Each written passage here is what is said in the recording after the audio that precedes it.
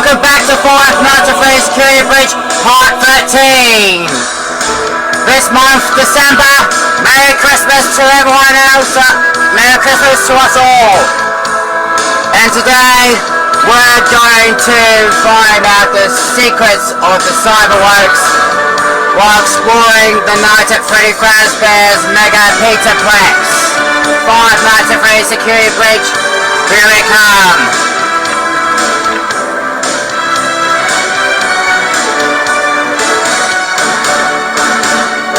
It's a final countdown!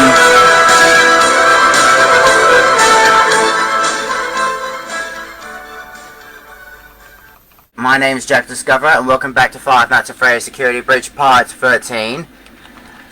Well, there is I did say that was going to be that the live stream won't appear until Friday the 9th, but unfortunately, due to nervous breakdowns of that there's still hacks going on, that the Cyberworks, or I should say the Asia cult, the Cyberworks are hacking Medibank again, and the Asia cults, the cults of Asia, they're hacking Medibank again, and they're demanding funds from Medibank, well, which could be, to my mind, highway robbery. The news will be on around 8 PM, everyone. I'll be discussing and sharing out the news while coming up on tonight. We discussed about we discussed and share a conversation about those gangland works and how to stop the future ones in the future.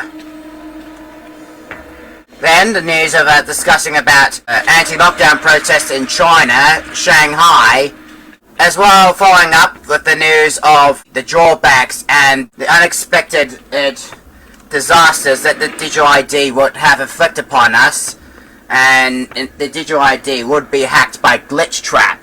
And finally, we'll discuss about how did the Asia cults come together and how socialism and Cyberworks got to be aware of this. Okay, now let's continue on. First of all, we're going to start off with Monty Golf. Anyone who picks Monty Golf can be feeling like they're cheering for Queensland. Ooh, Gator Golf! So they want me to listen to the theme music of Gator Golf. Anyone that picks Monty Golf is just a nerd.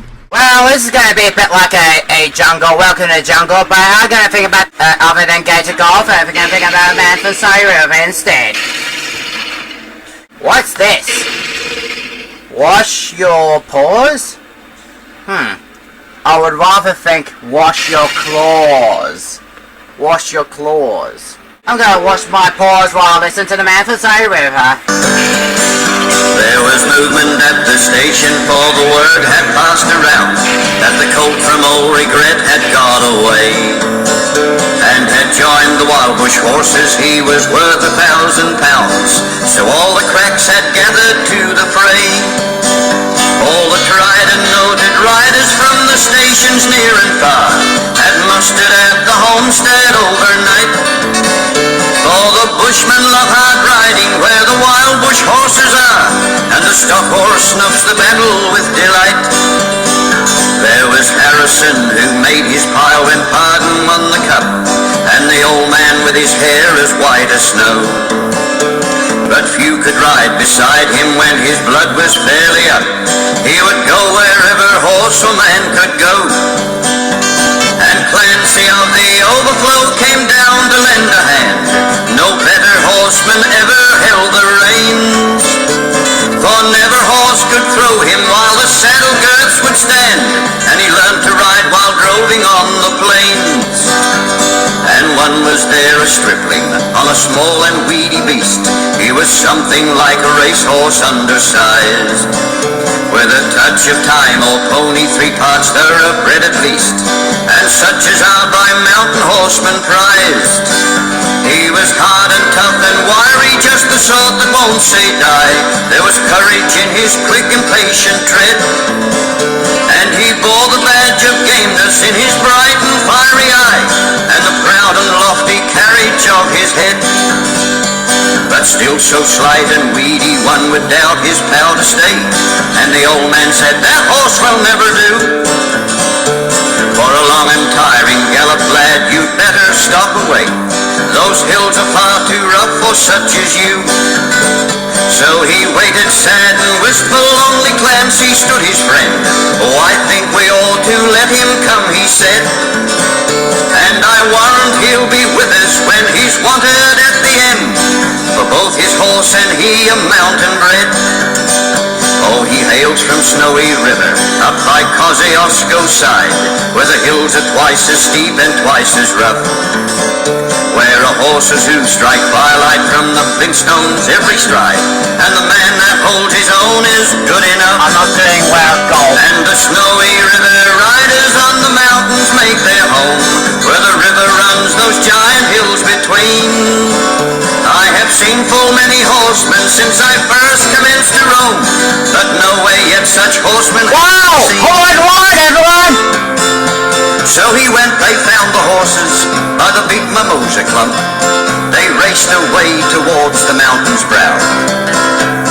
And the old man gave his orders, boys, go at 'em from the... Oh, again! No use to try for fancy riding now. Getting better and better. And Clancy, you must wheel them, try and wheel them to the right. And ride boldly, lad, and never fear the spills.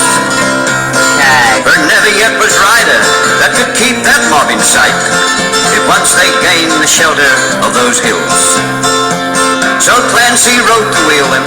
He was racing on the wing, where the best and boldest riders take their place. And he raced his stock horse past them, and he made the rangers ring with his stock whip as he met them face to face. Whoa. And they halted for a moment while he swung the dreaded lash. If you want to find something better than Yankee Doodle guy went in town riding a little pony, he stuck a feather in his horse and called macaroni. If you want to find better music than Yankee Doodle guy, then you have a man from Snowy River. But anyway, welcome to the jungle! Ow.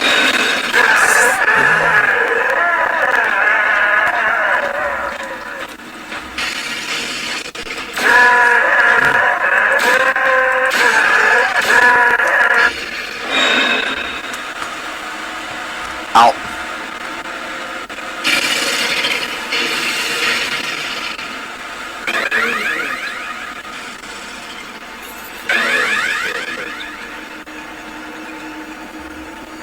Now we all know where Glamrock Bonnie went, and where he was lost in Gator Golf, right here. I always showed you a clip from last episode,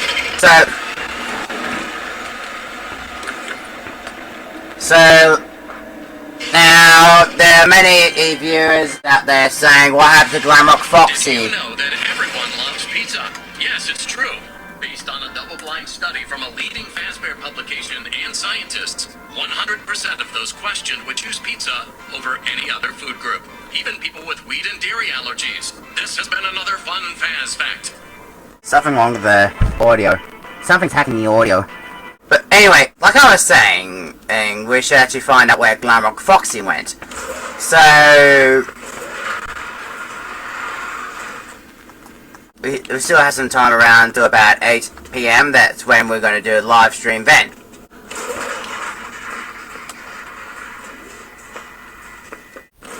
There's still a bit of glitches going on, a bit of static.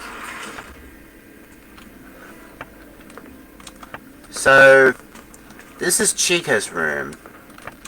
I'd probably guess that's Monty's room. I think Foxy must have been around here.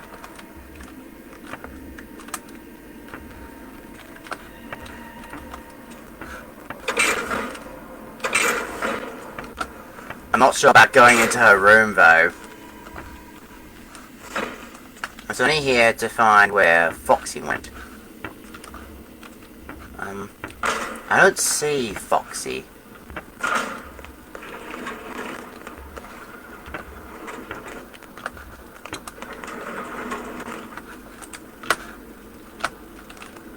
Oh, it's just the elevator. Just the elevator.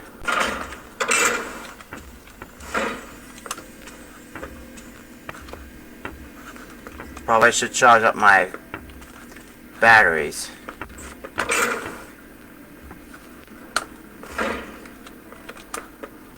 What the? Hang on, I remember this. I know this. This is the tunnels from. This is the tunnels from part 3. This goes there, and it leads.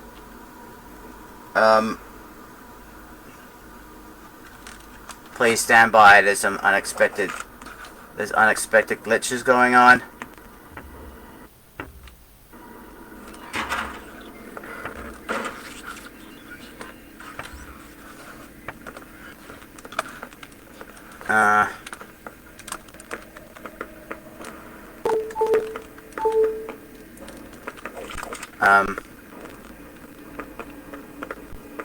Come again soon, it might say, but wait, I can actually charge my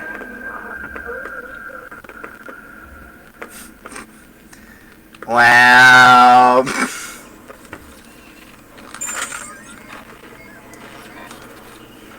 Damn. Okay, so let's head back to find where Glamrock Foxy went, because I'm sure that Foxy might have been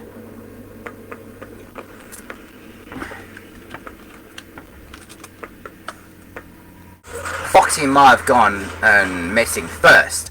Then Glamrock Bonnie, the right-wing style, the conservative animatronic Glamrock Bonnie went missing. The left and the social virtual signalers, such as the Asia Monster, had hidden Glamrock Bonnie. Asia Monster hidden Glamrock Bonnie, so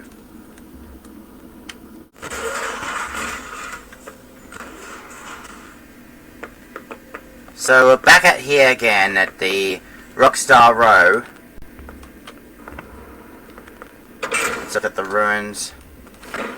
I don't see any Foxy. I don't see Foxy.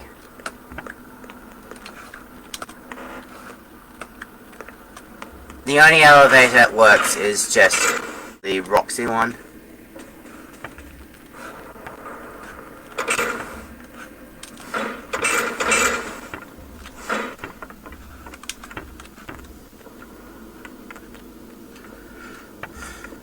We'll also have to find some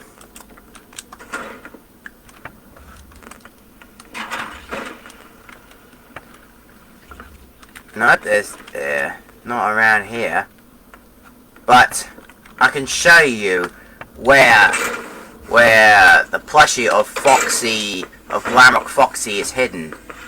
Where Glamrock Foxy could be last seen, if we can actually trace where Glamrock Foxy could be found as such.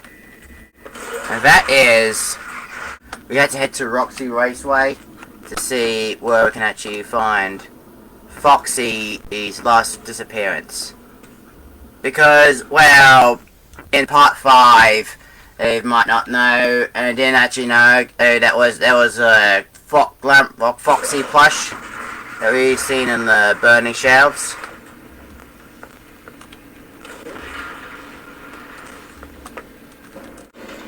Have to be very, very quiet.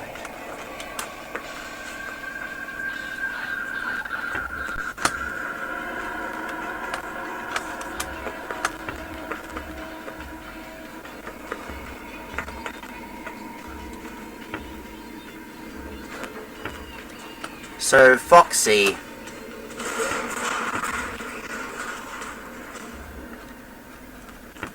Many of you viewers are saying to me, why are we going to Roxy's racetrack? The high-speed motor mayhem. Well, the custodian black site of Afton is on the other side there.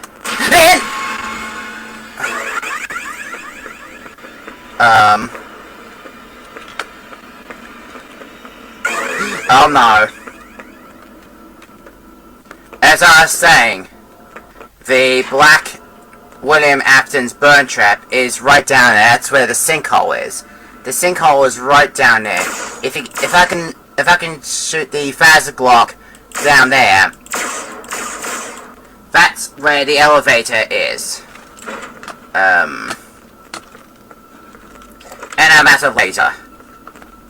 That's the staff bot's assistant head.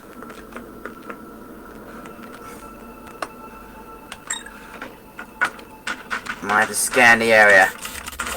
And here's Freddy.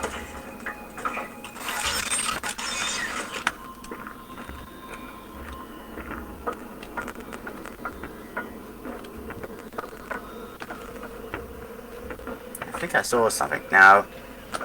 That's just the boxes.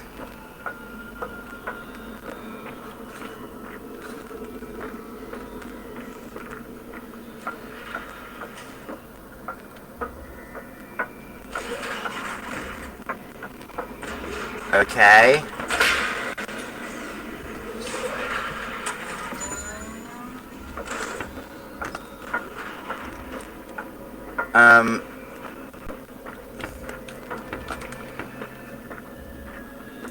If we can head to the information center, or wait, what's that? The information register. Register in like a colonial like western like fences. These all wooden Ow! No.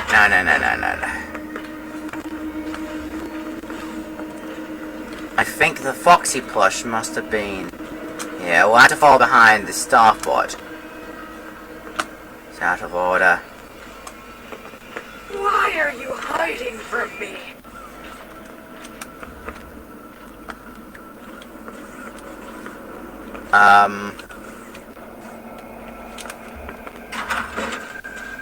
Where are you? Oh no.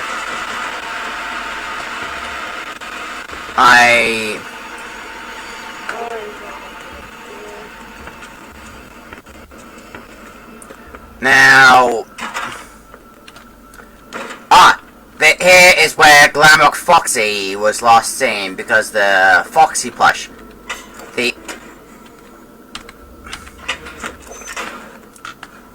the Foxy plush is right there.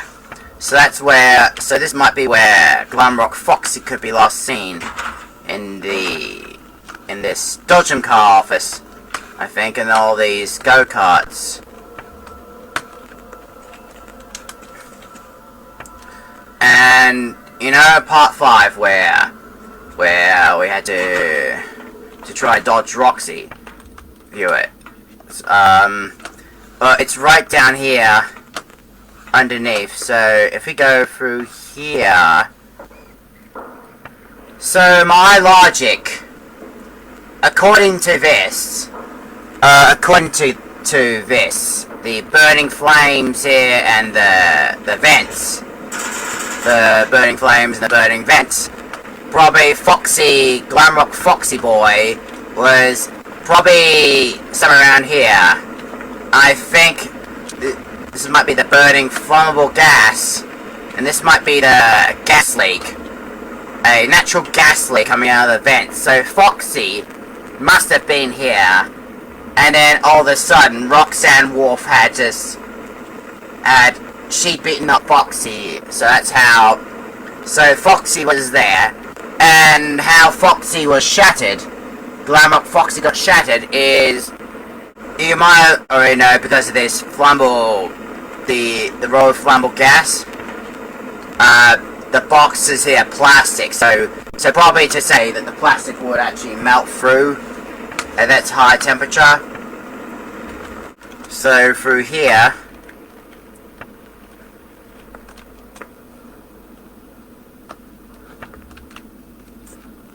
and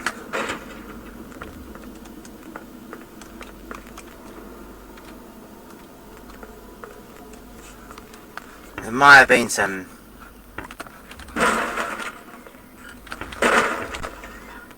Anyway, over there is the Afton's shaft, I think. And this is where Roxy might have had an accident through here, while I was playing the theme of Top Gear, you know, Top Gear, Clarkson, Hammond and May. It's when, well, Clarkson got sacked. Well, he was sued by Jim Carrey first after punching producer on the BBC. then that which made Clarkson got sued by Jim Carrey, and Jim Carrey who sued Clarkson, which led to Jeremy Clarkson being sacked from the BBC. So, and Hammond and May couldn't believe that Jim Carrey messed up Clarkson's career. So, as May would say about Jim Carrey the pillock. The pillock Jim Carrey.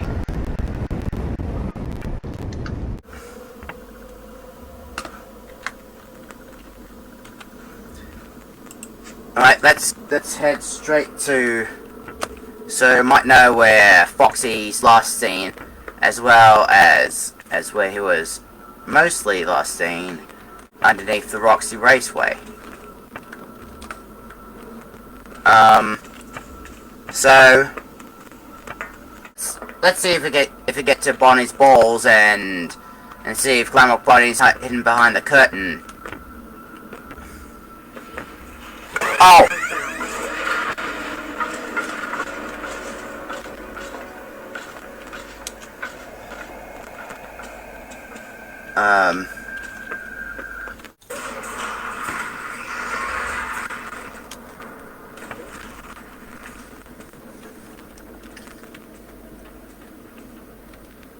For those who've seen too much what the insanity of woke is, right-wing activists got censored from here. Right-wing activists such as Glamrock Bonnie. Well, what? Oh no, not Roxy again. Hear you. What, hear what? Me complaining about you?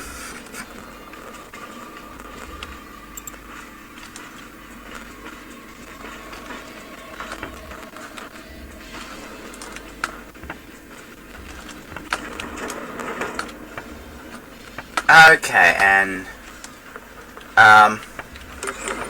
so, wow. Remember, the news around 8 p.m. Know that bears like pizza sauce more than honey. It's true. Before their extinction, bears were known to attack pizza delivery trucks more than any other food service vehicles. This has been another fun fast fact. Okay, so since Bonnie was censored and at Faz-glock's Mega Pizzaplex, you might be thinking to say, compare Glamrock Bonnie to Fraser Anning, well, and compare Montgomery Gator to Will Connolly. Well, obviously, and since Bonnie was booted from Fazbear's Entertainment, I think somewhere, I bet he's in there. I'm certain he's in there.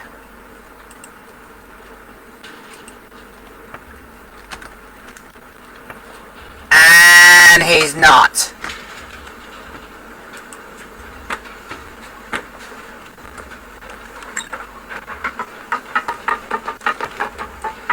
I might need big guns. I might need big guns. Like that! Like he!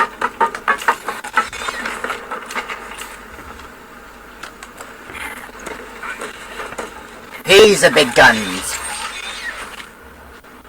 Well, let's see if he's in there.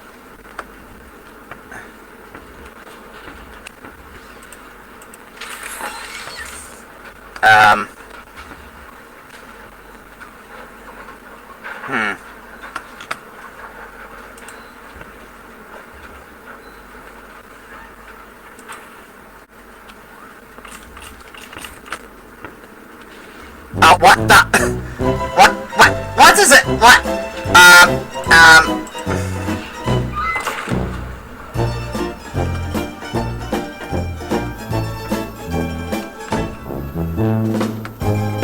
Now why am I?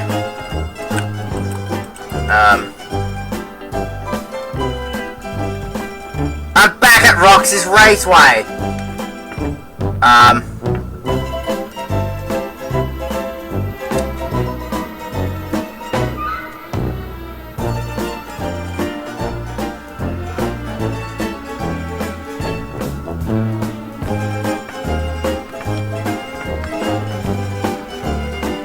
completely back at Roxy's Raceway. Which is... But there's glitches somewhere.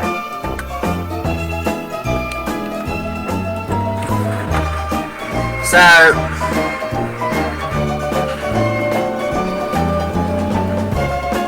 And I'm back here again. I almost thought for certain that Bonnie might have been behind here. Well... Oh, there's a glitch. There's...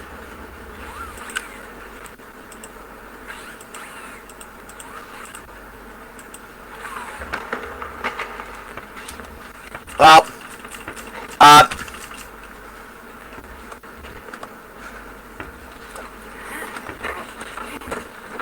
There's unexpected...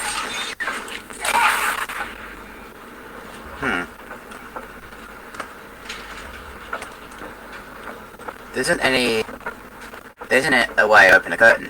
And since we already glitched through the Bonnie's curtain, Bonnie seems to disappear.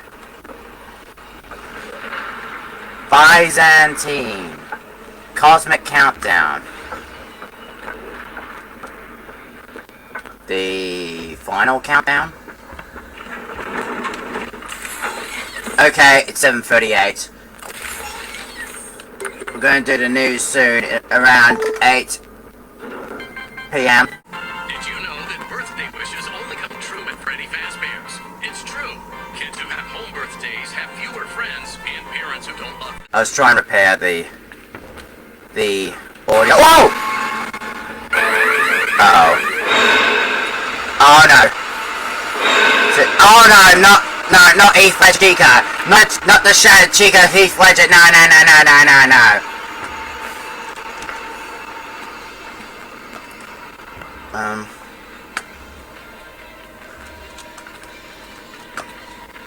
I still have some time, viewers. Oh!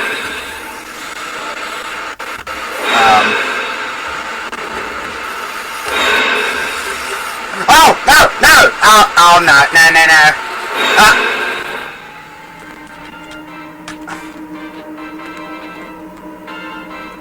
What happened to my... Fazbear Entertainment welcomes you to the greatest pizzeria in the world. Freddy Fazbear's Mega Pizzaplex. And what happened to my hands? What happened to my Fazza Blast?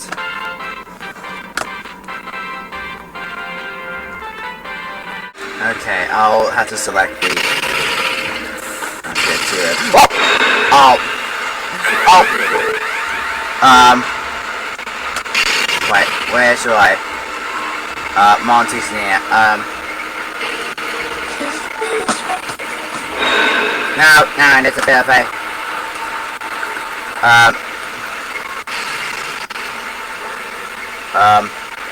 where should I?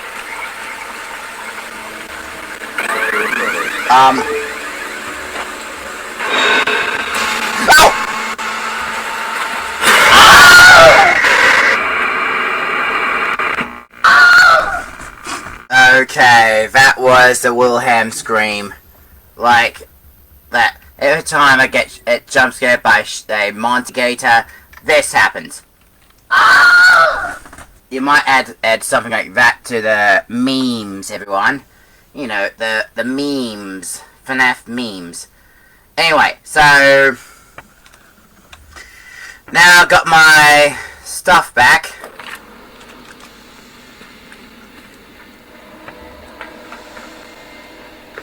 Let's get to Rockstar Roll. Oh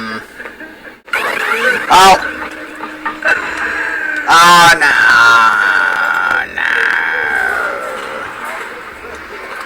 I don't know. Why does Roxy look like? You know, what MatPat mentioned about Roxy when she was shattered. Let's get to the tunnels, everyone. Let's get to the tunnels and...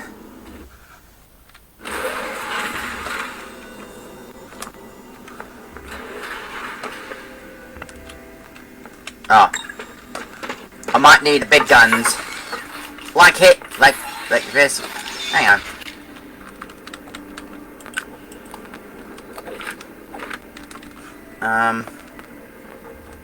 So I wonder what's on this stage. Like, might be in the puppet, I think. Anyway, let's get to tunnels and...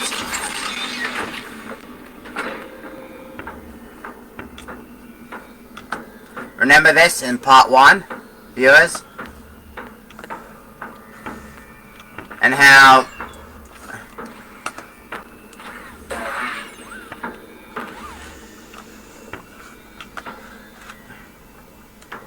strange. Robot doesn't do something like that.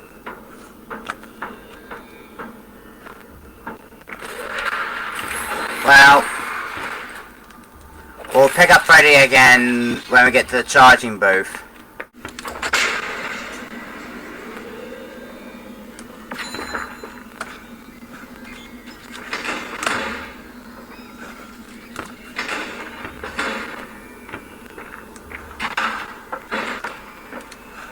Might be hidden CDs. What?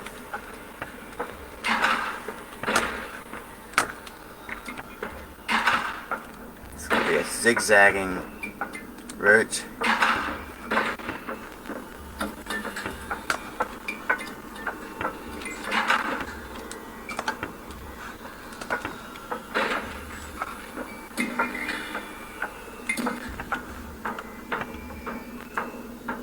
Okay, and where Vanessa's room could be. Okay. I saw some ink blot test results in your file. I like ink blot tests. You want to do one? Yes? Okay. How about this one? What do you see? What? You want to hold it? Okay.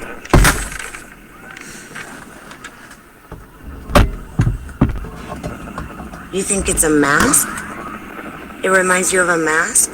Like a disguise? Yeah, I can see that. You like the idea of being disguised? Disguises let you be sort of invisible, don't they? You can get away with almost anything when you're invisible, can't you? The invisible man to the left. You like that idea? Huh? Well, okay. Moving on. I have another report we need to talk about. Okay, so what is? Apparently, the techs were reviewing communications going in and out of this building, and they came across some interesting things. They say you were in communication with someone, or maybe something. Pretty strange. What do you think about that?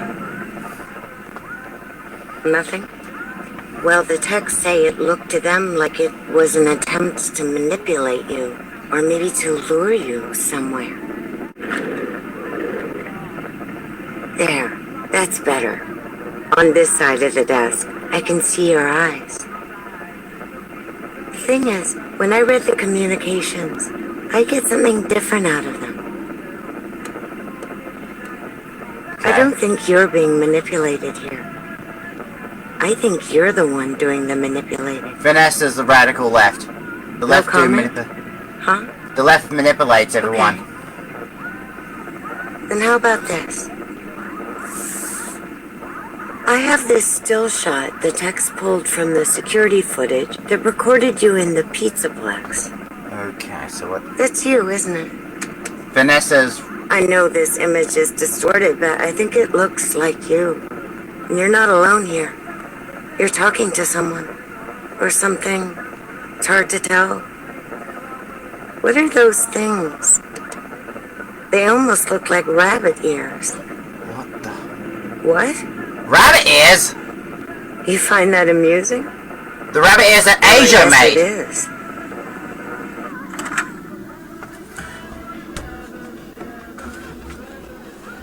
Okay, you just...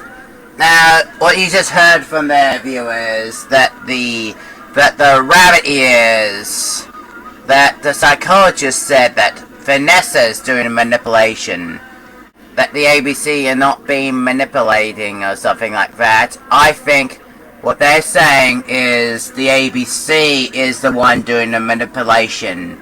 That's how the ABC becomes the left-wing propaganda machine. And that's why the ABC was hijacked by the radical left and the cyberworks, especially the Ajo cults. So that the hackers, the ABC protects the hackers so they can cover their tracks as they went. And anyone tries to stop the hackers get targeted by Ajo for threatening the cyber hackers. So Vanessa is a cyberwoke. I got another message from the techs at the Pizzaplex. I'm afraid it's about you again. The techs have been struggling to fix some serious glitches with the robots. I'm not sure what exactly is wrong, except that it's making the robots more eerie than entertaining. You like that? Eerie instead of entertaining? What? Thanks, but it's really not that funny. Apparently, the glitch extended beyond the robots. It went system-wide. It began infecting all the machines, and when the techs traced the glitch back to its origin, it led them to you. I'm not going to pretend to understand everything I'm reading here, but what I get is that the system-wide glitch was like a cascade that was broadcasting a very dangerous message. Left-wing While media. the techs were trying to reprogram the system to remove the glitch, the source of the glitch shifted. But left-wing shifts. You'll have to excuse everything. me, I'm not all that familiar with computer programming, so I might get this wrong, but what I understand is that the glitch stopped being a glitch and turned into an intentional set of subroutines that were aimed at creating the same thing the glitch created. The left Those created the glitch. subroutines seem to have come from you. Can you explain that? Listen, I'm on your side here. Our sessions are just between you and me. The techs can't prove what they think, so you're not in trouble. I just thought you could tell me what you're trying to do. Maybe if we could get to the bottom of that, it could help you. What do you think? Still not talking? Alright. Well then let's do this. Why don't we talk about the research I did in your past, shall we? Some therapists think they should only focus on information they get from their clients, but some therapists, like me, think it's helpful to find out about clients from other sources.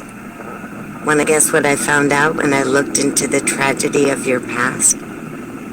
All that stuff about your parents? You aren't even gonna look at me? Fine. You can look at the floor all you want. But it won't change the fact that none of what you said in your file about your parents was true. The truth is, you had great parents. A great childhood. Why did you lie? The left covered it up. Look at me. Tell me why you lied.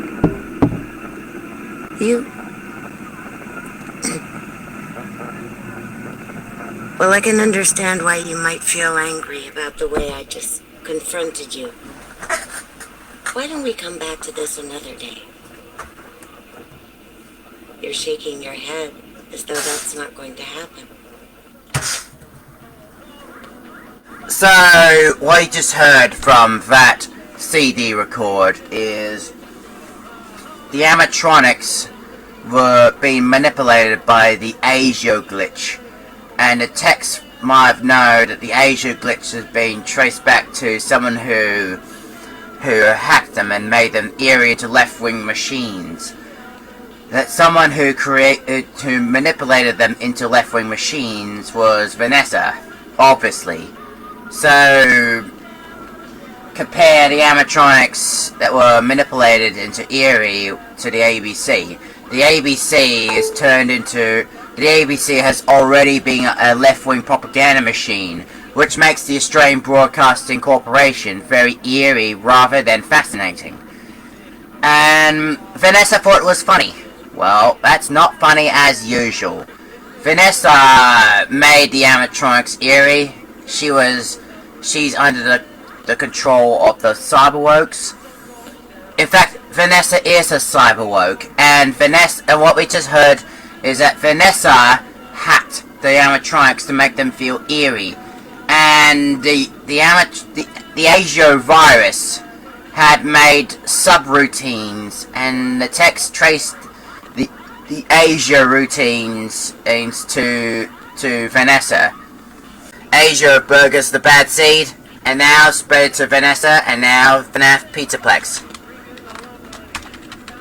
I think we're out of CDs. So Vanessa didn't want to face facts, and the psychologist also mentioned that Vanessa does seem angry because Vanessa didn't want to face facts, which makes Vanessa a leftist. Vanessa is a woke leftist. Vanessa's commanded by Asio and the Asio virus, aka Glitch Trap.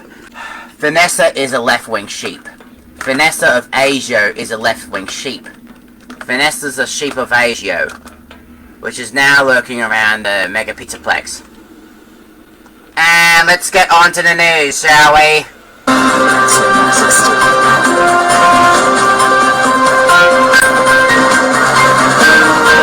Stand by for news from Discover Anglo-Saxon. Music Studio. Okay, now the news on FNAF Security Breach with Discover Anglo-Saxon News. Now, this last week, there's been a lot of virtual signalers thanks to Asio. Asio talked them into woke leftists, and Asio creates confusion.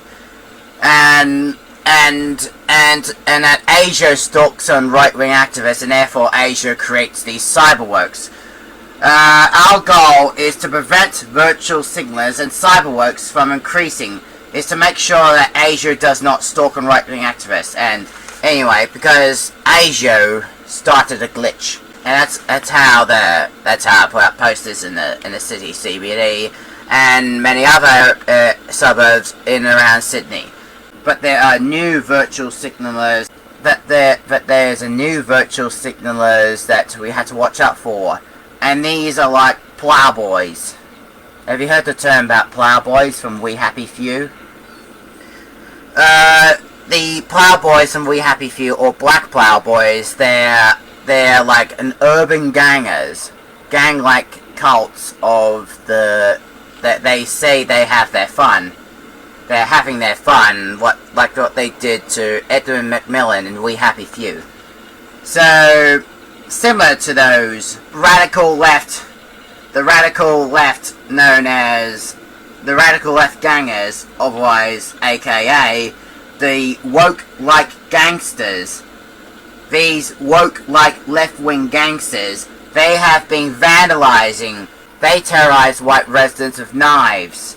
Especially when those woke-like gangsters, they attacked my posters, they attacked my advertisements at night in the CBD when I'm in the suburb, you know, lie down in bed. Meanwhile in the CBD, when nobody was looking at the posters, these woke-like gangsters come out of nowhere, and those group of woke-like gangers, they tore my posters, they ripped up my posters one by one. They must have cut through the posters with their knives, and they also tore through the sticky tape and the glue of the posters, and they even tore the QR codes off. We got a few images of the posters that were deliberately attacked. These posters of mine were deliberately attacked by these Sydney gangs. These Sydney woke-like gangsters, these young youth gangs, they vandalized, they sabotaged my posters. Even they sabotaged the QR codes of mine to prevent anyone from joining into FNAF Security Breach. All my posters, mostly, all damn ruined, thanks to those Sydney gangers. My posters and my advertisements are under attack by these gangsters. Now I can't put up these posters because thanks to those gangsters, I can't put up those FNAF posters when gangsters are around. When these gang likers are around Sydney. And mostly not happy about what those woke-like gangers did. Apparently what caused these woke-like Asia gangsters and these youth-like gangers of Sydney to brawl themselves and maul my FNAF posters are mostly the rap and drill songs. What I have here is a list of these YouTube channels that contains rap drill songs. MC Bloodstains, I'm Joel, Gotti Moras, M37, FT2OUF, or in lower cases. And the favourite that turns the raps drill songs into memes in their badass ways of all times, and sometimes embarrassing meme clips from Donald Glover. Those rap drillers are what caused the Sydney woke-like gangsters appear out of nowhere, and they were responsible for sabotaging my FNAF advertisement posters.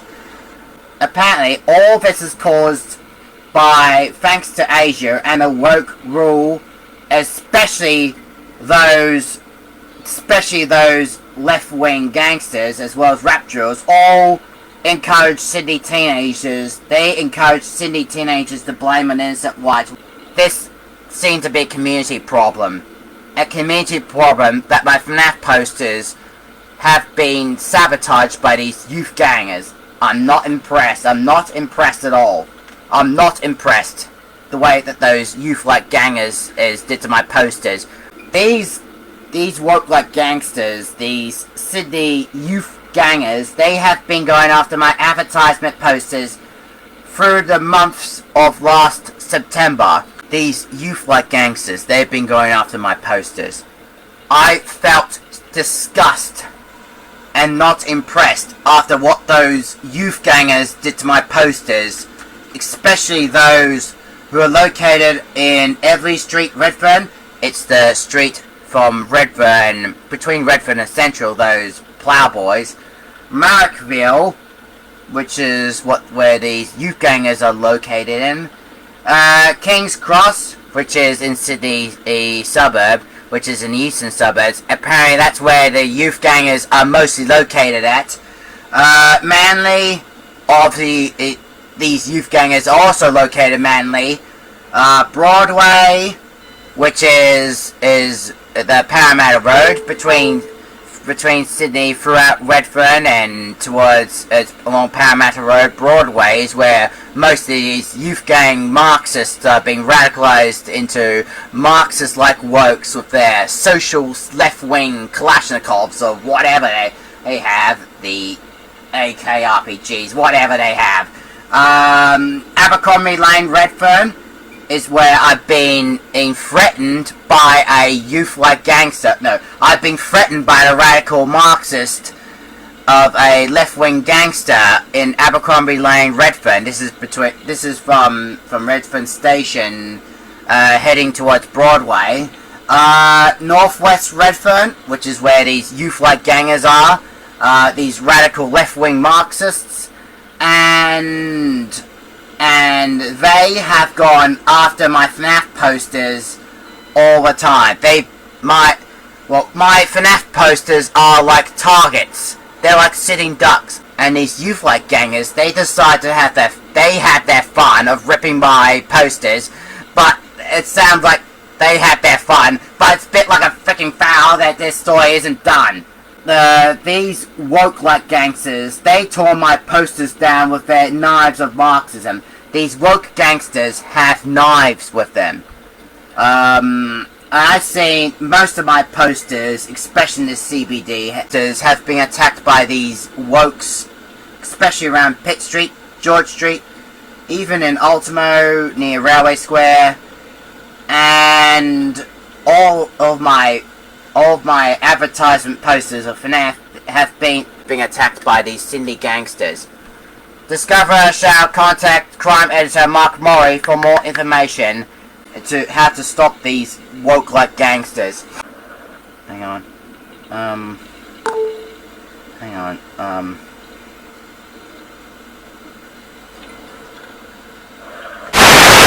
I'm not getting a signal here.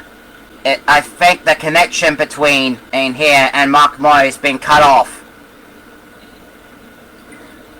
Someone cut me off. Someone had cut me off completely between me and Mark Moy. Someone! The Cyberwokes cut me off. They cut me off completely.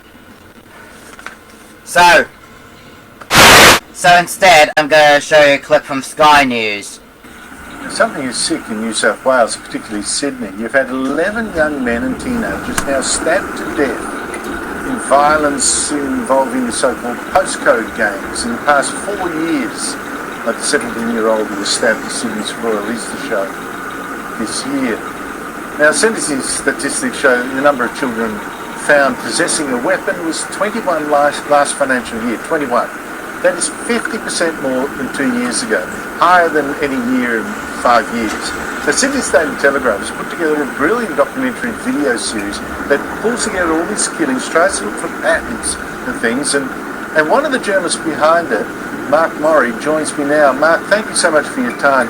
So many killings, you know, it's staggering when you put them together. 11 all stabbed to death. What's going on? Oh, well, we're trying to, figure it out. There's this culture now that's emerging that is quite frightening. And when you say, 11, most of them are teenagers. And most of those who have carried out these killings are teenagers themselves. And that's, terrifying. You talk about the gang wars where you've seen them in Melbourne. But this is something different. This is our youth that are killing each other. And what's driving it is what we all have to look at, not just the police. It's not just a police problem. This is now a community problem. And some of the things driving it, I believe, are social media and rap or drill music, which is probably a genre you're not really au fait with, or neither am I. But it's something very much behind it. Well, let me talk about some of those cultural issues. And, we are talking here about the postcode gangs, might explain that, and knife crime. We're not talking about the Middle Eastern gangs, that's a different kettle of fish. What cultural issues do you think are at play? I mean, for one, you talked to one guy who's trying to help out, who said, well, look, there's a particular problem with some Pacific Islander communities. What was he talking about? There is a major problem with some very disenfranchised young youth from the Islander community, and the police are working very much with those communities. But there seems to be they seem to be trying to find some sort of identity.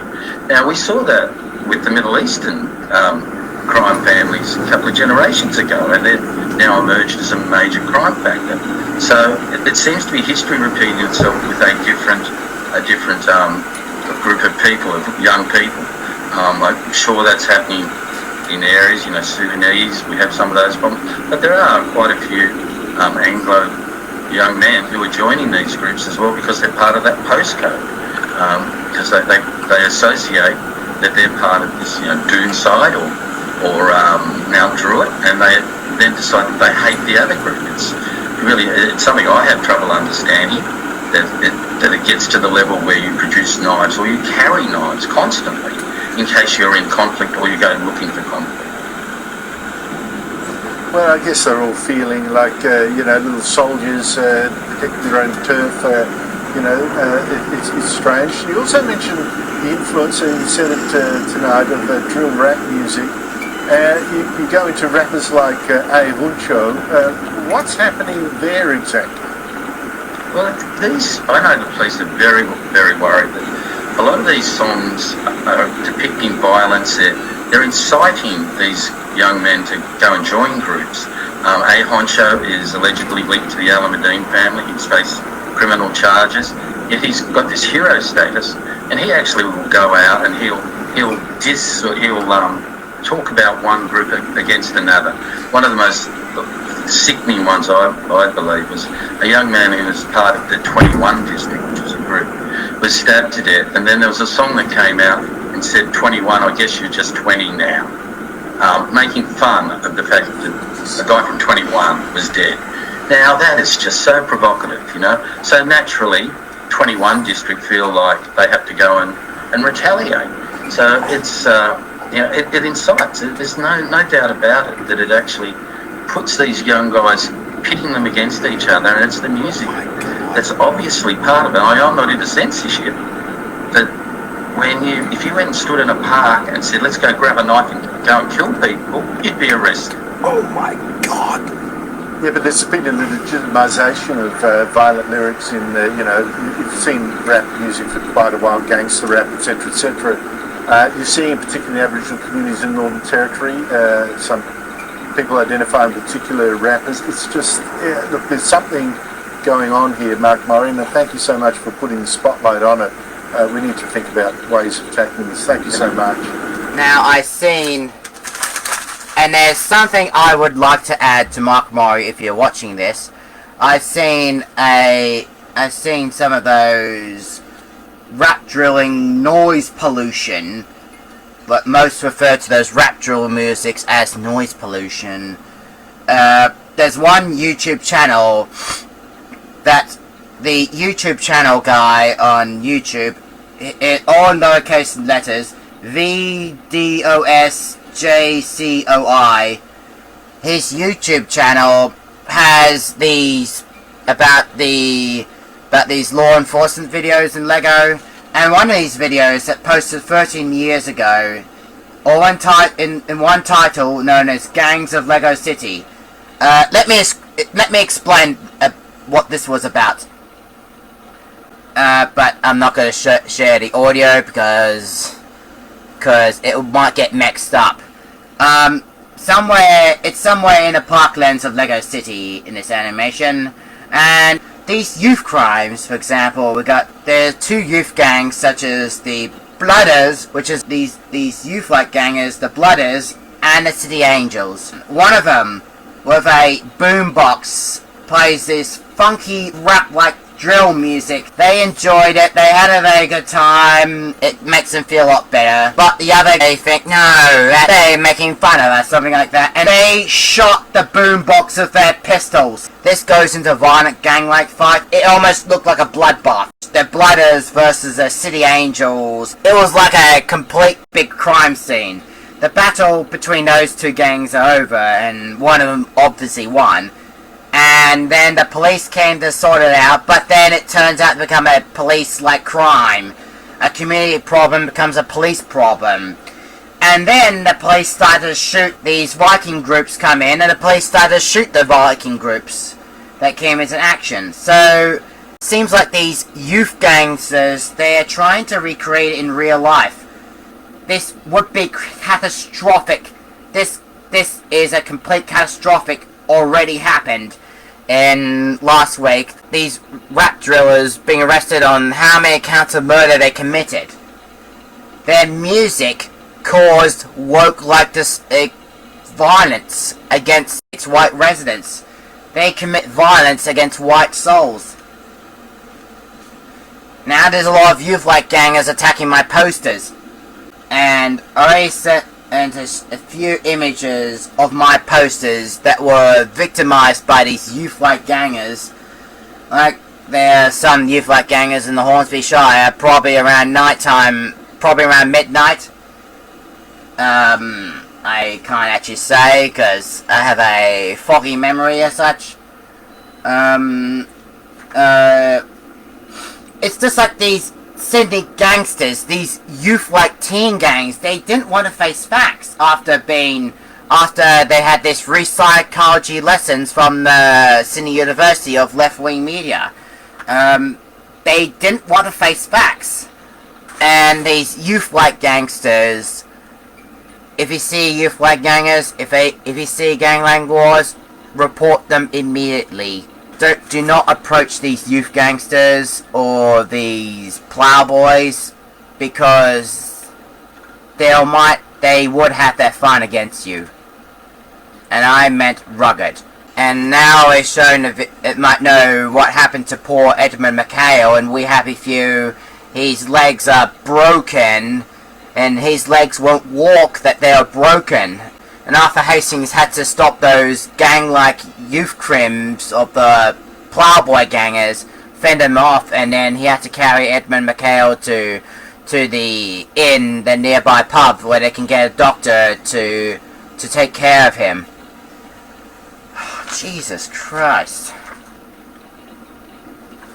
In other news, anti-communists in Shanghai, the right-wing demonstrators, they're protesting anti-lockdown, similar to Melbourne in 2021-2022, as the Chinese police Marxists, these Chinese police and left-wing demonstrators, including the CCP group, the Communist Party of China group, they clashed into those anti-protesters, these anti-lockdown protest groups, in order to keep the communism lockdown in place. This protest was bigger than the 1989 Tiananmen Square when the Soviet Union was demolishing itself with the Berlin Wall takedown in 1989. We already actually know that Berlin Wall and communism is about to be torn down, but not in China. According to Andrew Flynn, the anti-communists are shouting Chinese, "Down with Xi Jinping," and "Xi Jinping stand down." This is similar towards the anti-lockdown protests that happened in Melbourne, like "Dan Andrews down" or "Down with Dan Andrews." That happened last year to mid-late 2022, with the words "Stand out" or "Stand down Dan Andrews." The vaccines, however, that the Chinese used, the vaccine, they are domestic. They were made in China, but less efficacious than the Western versions. While lockdowns are completely harsher than ever before, it was worse than the Warsaw Pact of the 1960s, when these anti-communists fend off they're trying to protest and fight the Warsaw Pact Soviets out of Warsaw and Hungary during the Cold War in the 1960s. And the Soviet Union has these new Type T-72 tanks, and these T-Type 72 tanks, their main gun and designs were then smuggled into Western societies, and then came the M1A1 Abrams with that same gun design that the Soviet tanks have. The Communist Chinese relationships with the left-wing woke governments of Australia are both with left-wing censorship. These left-wing woke ideology, as China has the communist power to censor any truths from being exposed. Penny Wong and Albanese Albo will have to be cautious when it comes to Chinese relations. Well, I'm not going to say why, because I don't know, because I haven't looked it up yet. Everyone should already know by now and recognize that the Chinese regime, compared to many other left-wing regimes such as Joe Biden, the United Nations, the radical left-wing wokes, the Dan Andrews cult, the Dan Andrews regime of Victoria, and all wokes are compared to the regime of China. Compare China to the Soviet Union of the USSR of the Stalin era. The communists throughout the 20th century, from the 1920s when Stalin purges the population, to the Tiananmen Square massacre of 1989 in Beijing, communism and left-wing ideology and the woke-like leftists, they exterminated more than 64 million innocents under the left-wing rule of woke. No other countries or power reached that astronomical woke-like crimes, and the message that the left used creates left-wing chaos. In China, you have to work hard in industrial factories, or if you don't work hard in Chinese businesses, you would be discovered as a racist mortal to be sentenced to death by the Chinese and have your heart taken out and eaten by the Chinese people, having your right-wing heart eaten by Butch Cavendish. Left-wing virtual signalers, left-wing wokes like the Greta woke-like cults in Western nations, they don't even bother with what Chinese do. They don't even bother turning up to work at all.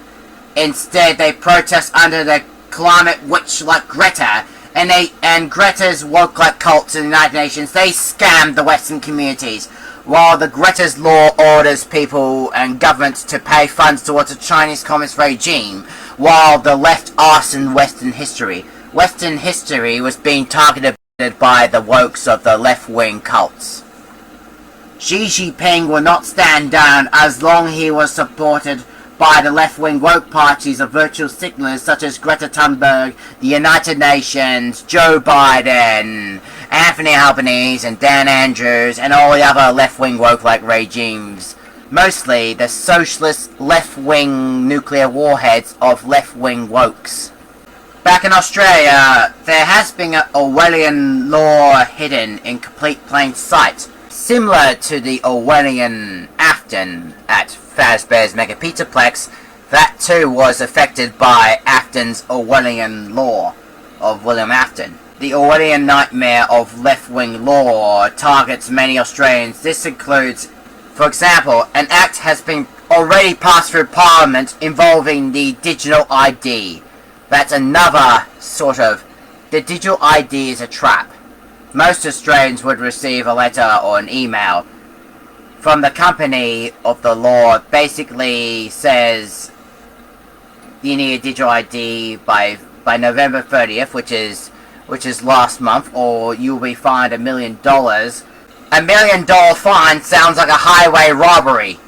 $1 million fine is an act of gothicalism that requires Australian company directors, which could be any such as self-managed super funds, and so on every day to obtain a director's identification. The director identification, like a virus. It could be a trap. Governments, they claim as an excuse to avoid illegal activity, so they say. But you might think it's not hard, but I would have to say those who already have their digital ID by now would be victimized by hackers and cyberworks. Like I said before, the digital ID is a trap. A complete trap. Once they get their digital ID sorted out, they get scammed and hacked completely by cyberworks, hackers, the cyber left. Even the digital ID owners would be targeted by the wokes such as Vanny, which is the rabbit lady of Asia, which is in the Fazbear's Mega Pizzaplex, which is exactly here. Exactly here. How can we turn back the tides? Andrew Consults has shared us a video link on how to stop the digital ID glitch. Unfortunately, I cannot contact her because, well, she's busy in Perth right now. But I can actually share you a link from Sky News. Well, many Australians over the past few days, may well be you or someone you know, has received a letter or an email, basically from their accountant, saying, oh, by the way, you've got to get a digital identity, a director's digital ID, by next Wednesday, November 30th, or you could be fined $1 million. Really? Yes. An act was introduced this year into the Australian Parliament which requires Australian company directors, which could be basically any small company, self-managed super funds and so on, everyday Australians, to obtain a director identification number, 15-digit digital thing, which the government claims is to avoid illegal activity, company activity. We didn't need one before, but apparently we need one now. Many companies have raised concerns about this new requirement and the way it could compromise corporate and individual privacy. I mean, think of all those Medibank things that have been hacked. We heard of another one today, data being stolen. This is what could happen. Andrea Tokachi is a business consultant and international human rights advocate who is raising the alarm over these digital ID requirements, and she joins me now. Andrea, great to see you again. You're in Canberra. Can you explain why these new digital IDs were introduced? And what is this, is company phoenixing or whatever enough of a problem to require them? And what are the fears that this imposes on everyday Australians? Thanks, Rowan. I think this is a really important subject to discuss. And there's not been a lot of political debate around this. And we know that amendments to legislation do take sometimes years. And this is an amendment to the Corporations Act. And there's also an amendment to the Treasury Act here. So we know that it's enshrined in current legislation, and we know that it's relevant to all directors. So if you're registered with ASIC, you are either sitting on a board as a director, with a charity, your title is a director, or you, of course, run a company. Now, this is an international number, therefore it's rolled out internationally. Australia is getting this number, it seems like, as a test case study. Now, it's intertwined with a few new government platforms. We've got the new MyGov ID platform. We've got the new ABRS platform, Australian Business Registry Services. And in fact, the chairman of the ATO, Australian Taxation Office, is the registrar of this new ABRS platform. And this is where you sign up. Why? Well, you upload all of your personal identification number onto MyGov ID, which is a new platform, and then it integrates with ABRS, which is the new corporate or business platform, if you will. And on here, with all of your data uploaded, your personal and professional, it is a way the government has said to track whether there's fraudulent activity. Now, we know in history there's been shelf companies created, or, people have been liquidated, companies have become liquidated, and then of course they set up new companies. Now, they're saying they're cracking down on that, but my question is in relation to privacy and how that's being protected for companies. Well, I think the question of privacy has to be central to this discussion. We've seen, Andrea, in the past, for example, in the Hawke years, there was talk of an Australian ID card, a pass card, whatever it was called. The public revolted against it and said, no, government shouldn't have this amount of information and control over us. This leaves that for dead. That's child's play compared to what is being proposed now, or what is now law. You have to give all your passport details, your Medicare details, your driver's license, your home, your address, your phone. Everything gets onto one ID number, one long number. Now, as we know, as I mentioned before, the two things that disturb me greatly about this is, first, why are they insisting on $1 million fine? I mean, that is terrifying. You don't fine people $1 million for no reason at all. This is to scare the bejesus out of people, to make them sign up to this thing, or to force them to. Directors of companies, as you say, can be anybody from a small business company to someone doing some local charity work who's now suddenly has to have everything of theirs on this global digital platform. This is globalism out of control. Now, what really terrifies me, Andrea, and the reality is, the Chinese social credit system, where they monitor what you're doing, if you say something that displeases the government, is already in action in countries like Canada, where they will fine people who protest or dissent against COVID, for example. This gives the government total control over every Australian who is a director of a company. And this is how a social credit system begins. You cannot have a Chinese social credit system without this digital passport for every single Australian business person, correct? That's right. And in fact, these penalties actually apply for non-registration by the 30th of November this month. And from what I'm hearing, most accountants don't really know much about it. And most people who need to register don't know much about it. And even though I've been running legal lectures on this, it's a really unknown element. And look, this is the nature of new legislation.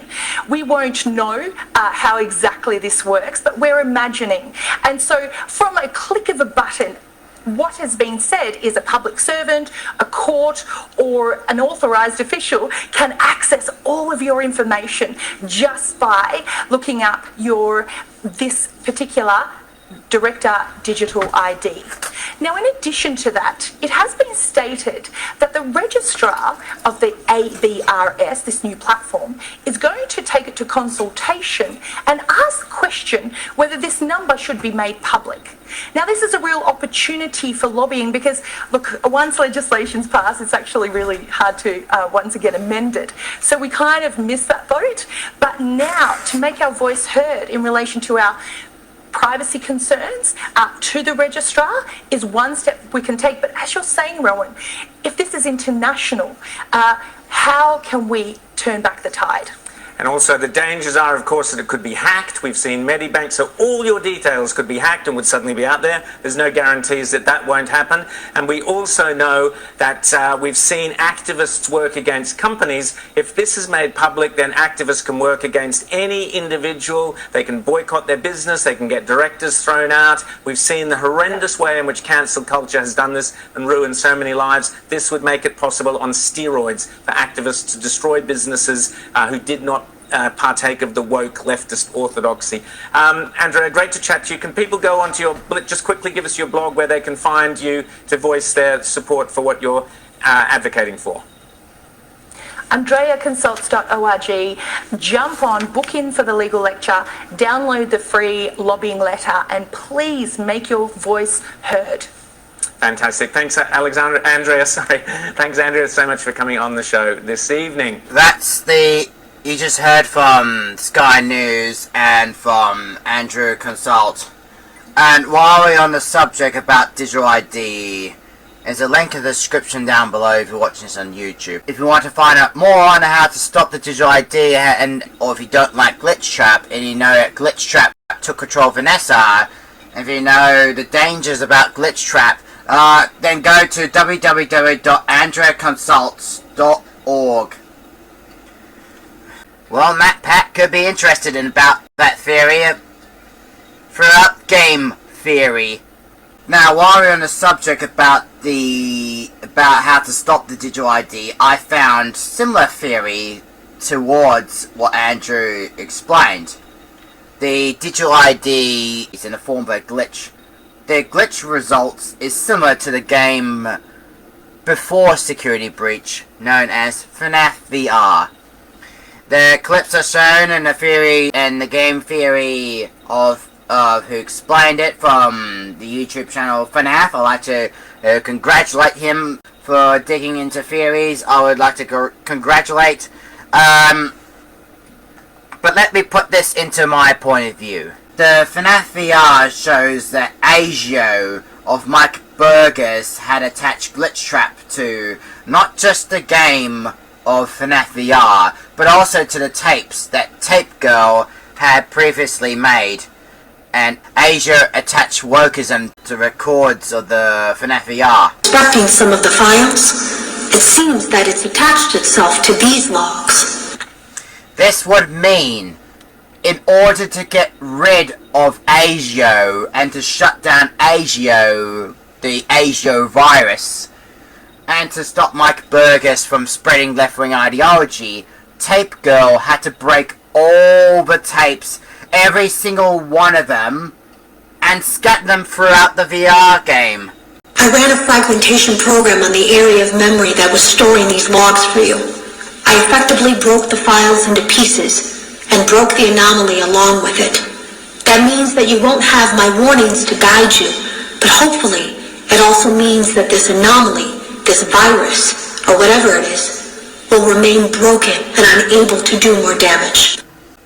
However, Tape Girl had arrogantly warned the gamers and beta testers that they should not collect every single FNAF VR tape and reassemble them all together, because if they did, this would reassemble Asio's Glitch Trap, and especially Asio's virtual signaling, and also the Asio virus Glitch Trap.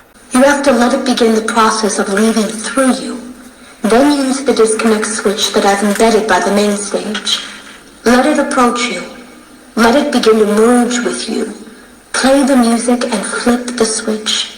However, as the tapes start to assemble once all collected, there's an actual way to kill Glitch Trap and to shut down Asio's glitch virus by collecting every single tape and letting it merge with us.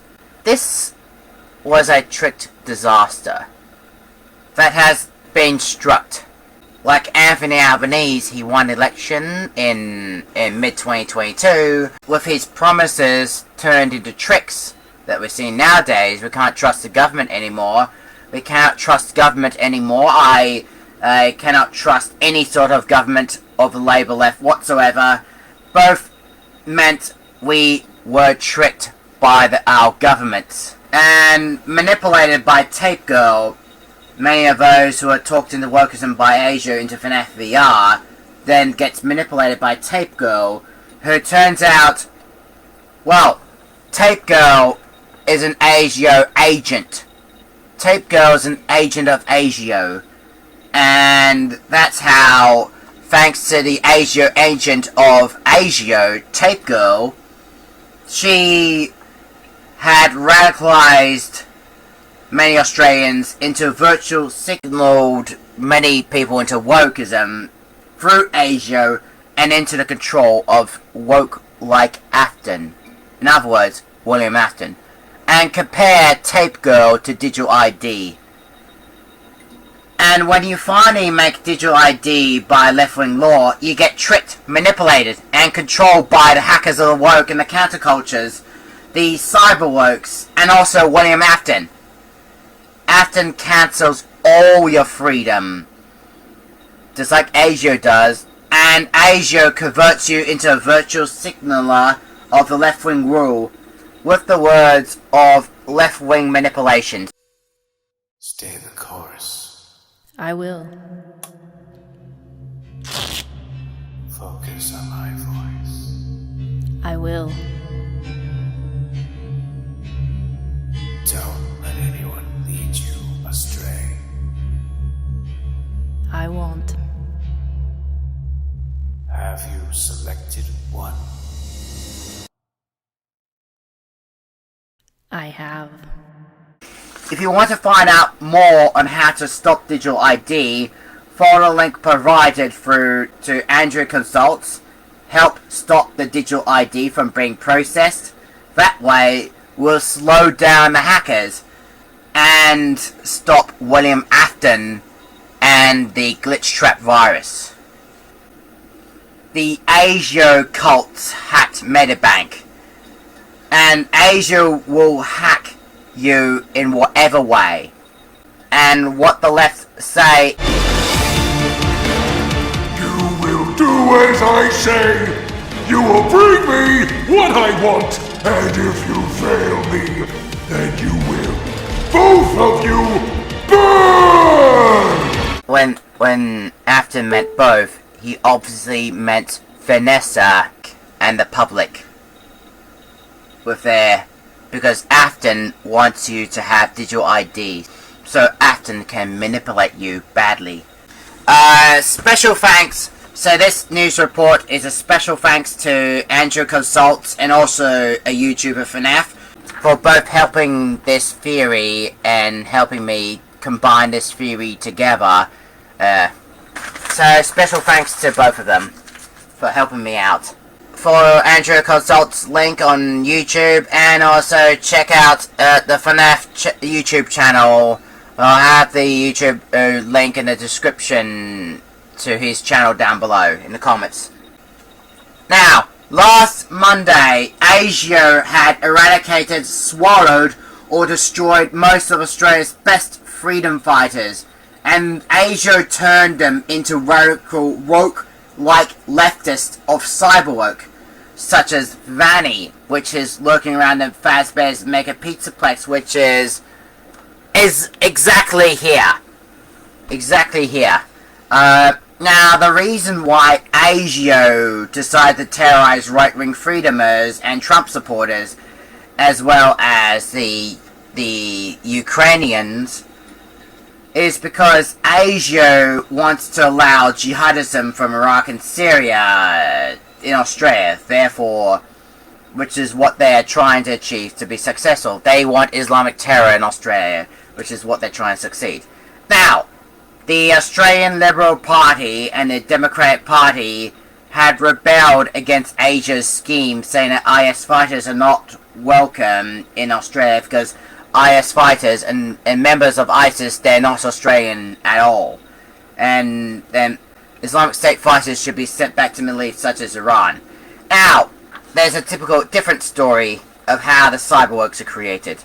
The Australian Security Intelligence Organisation, ASIO Director General Mike Burgess, he announced the move while acknowledging his intelligence organisation was increasingly increasingly focused on the rising threat posed by foreign interference and espionage. Well, that's what the media wants you to think. That's what the ABC wants you to think. That's what the hackers want you to think. That's what Afton wants you to think. Because in reality, ASIO plans for nearly 5 years is to capture Australian defenders and ASIO taught them to hate the Australian flag. Completely. ASIO captured and brainwashed not just freedom fighters of right wing, but also those who attempt to liberate the country, those who attempt to be heroes, those who attempt to be part of Trump protests, the anti-lockdown protesters, or those who attempted to travel to Ukraine to take part in the Eastern European conflict.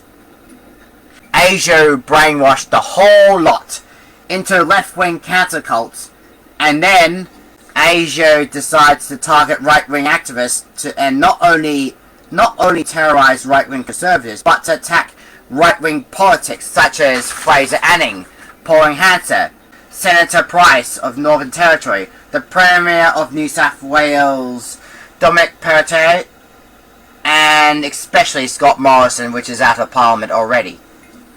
After when Part 1 of FNAF Security Breach came out, the radical, just in time, the radical left-wing cancer cults of ASIO, they decided to terrorize right-wing patriots by cyber attacks. That they caused cyber attacks. They stalked right-wing activists themselves by hacking their database and blackmailing them into stealing their data technology. That's what happens to many businesses and companies were effectively victimized by the ASIO cults. So, ASIO attacked Optus. ASIO stalked on Optus. ASIO stalked on Medibank.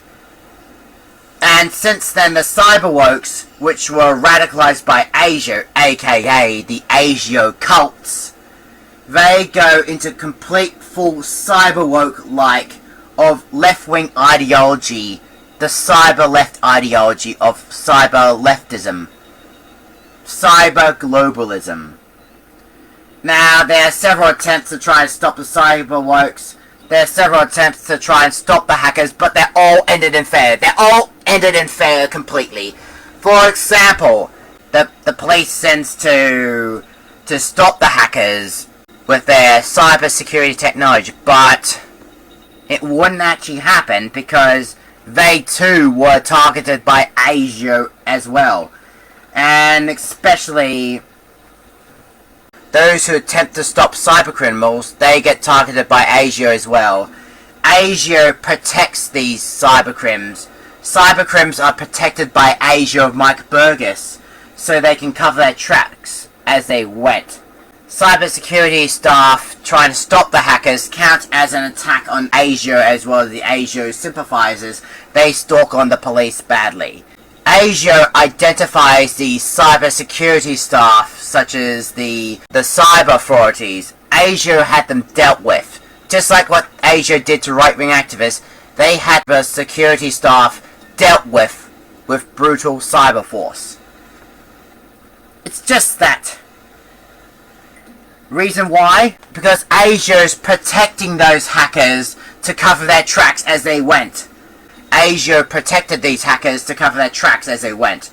And while ASIO reduces right-wing freedom in a bid to crush politics, this also meant that ASIO needed raw materials to create a cyber-woke army as well as the cyber cults of ASIO so they can attack right-wing families. This has been taken to the next level as ASIO sympathizers and the ASIO cults, they're stealing right-wing data. They're targeting right-wing activists through a series of hacking, and ASIO took as much data as they could. Now, you think it was Russia. No, it's not Russia. Sombra told you. Sombra made that fib up. Sombra made that fib to you about that. No. The cyber hackers that targeted Medibank are actually ASIO cults. And ASIO alone, as well as their ASIO cults, They hacked Medibank. They targeted right-wing activists not just through the web, but also in the streets, and in back alleys, and as well as at home. As I said before, what Asia cyberworks go after is right-wing activists, businesses, corporations, companies, politics. It was a left-wing addiction. A cyber-woke addiction. And now the cyber-wokes are extreme. Now, many of you who might have known of the Asia Monster, what the Asia Monster looked like. Obviously, the Asia Monster is the dancing rabbit lady known as Vanny. Now, you might be asking, how was Vanny the Asia Monster? Well, you know the FNAF clips of VHS like FNAF 4, which is around 1982 to 1983, the Bite of 83. FNAF 2, which is around 1985 to 87, the Bite of 87. FNAF 1, which is 1988 to 1993, and even towards 1996. Those are when the purple guy William Afton was alive, while his children mangled by animatronics. When Five Nights at Freddy's 3 came out, Fazbear's Fright Hall attraction was set around in 2003. And then FNAF 6, the Pizzaplex that was a setup, that was around 2005. That is when Henry Emily, he died with the fire.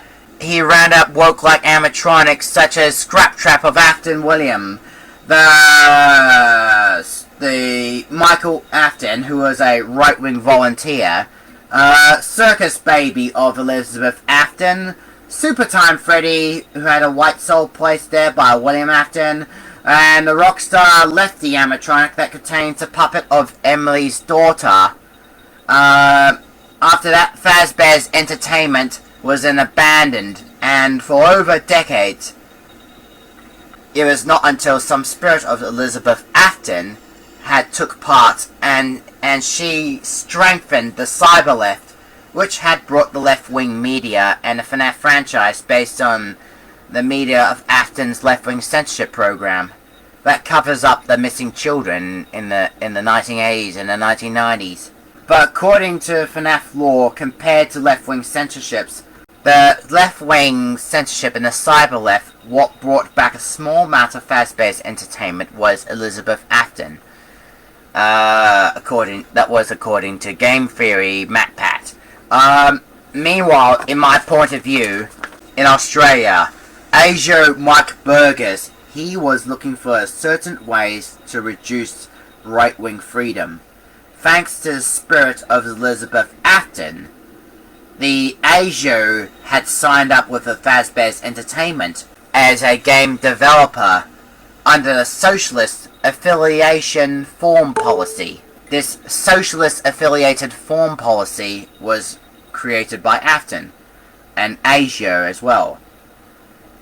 This came to conclusion that Asia wants a company to target and reduce right-wing activists. Fazbear's Entertainment aligned with the members of the LCC, and especially Asia. They all agreed with each other under one occasion that Asia helps Fazbear Entertainment Design create and promote new Fazbear games such as FNAF VR, which is released around 2018, and FNAF VR released around 2019, and FNAF AR around 2018.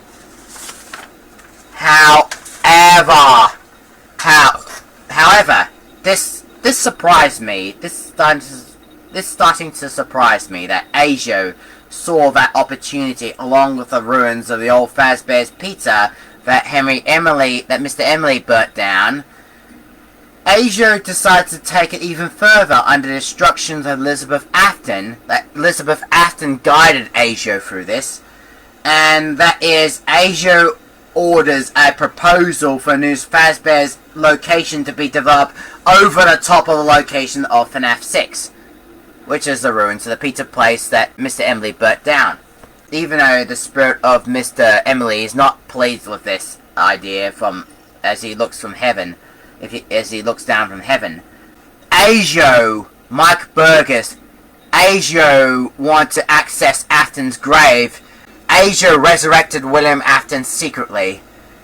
This goes against Fazbear's Entertainment Office and Legal Affairs.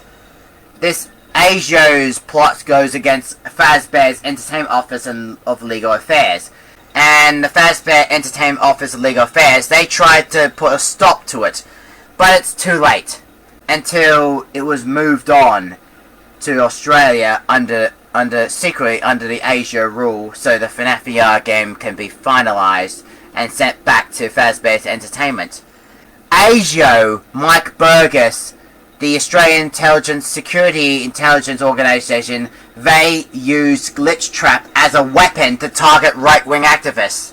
Asia pretends to be a game developer. The Asia weapon is Glitch Trap of William Afton, which is the Asia virus inside FNAF, and Asia fooled them. In their haste to develop this VR game and clear their name, they said us some things I don't think they intended us to see. Such as a hard drive containing emails between Fazbear Entertainment and a certain indie developer. Fazbear Entertainment hired the game developer. Those indie games were designed to conceal and make light of what happened. This isn't just an attempt to rebrand. It's an elaborate cover-up. A campaign to discredit everything. And that indie rogue game developer was, of course, Asia of Mike Burgess. The general director of Asia had a cover-up Asia plot as a indie game rogue developer.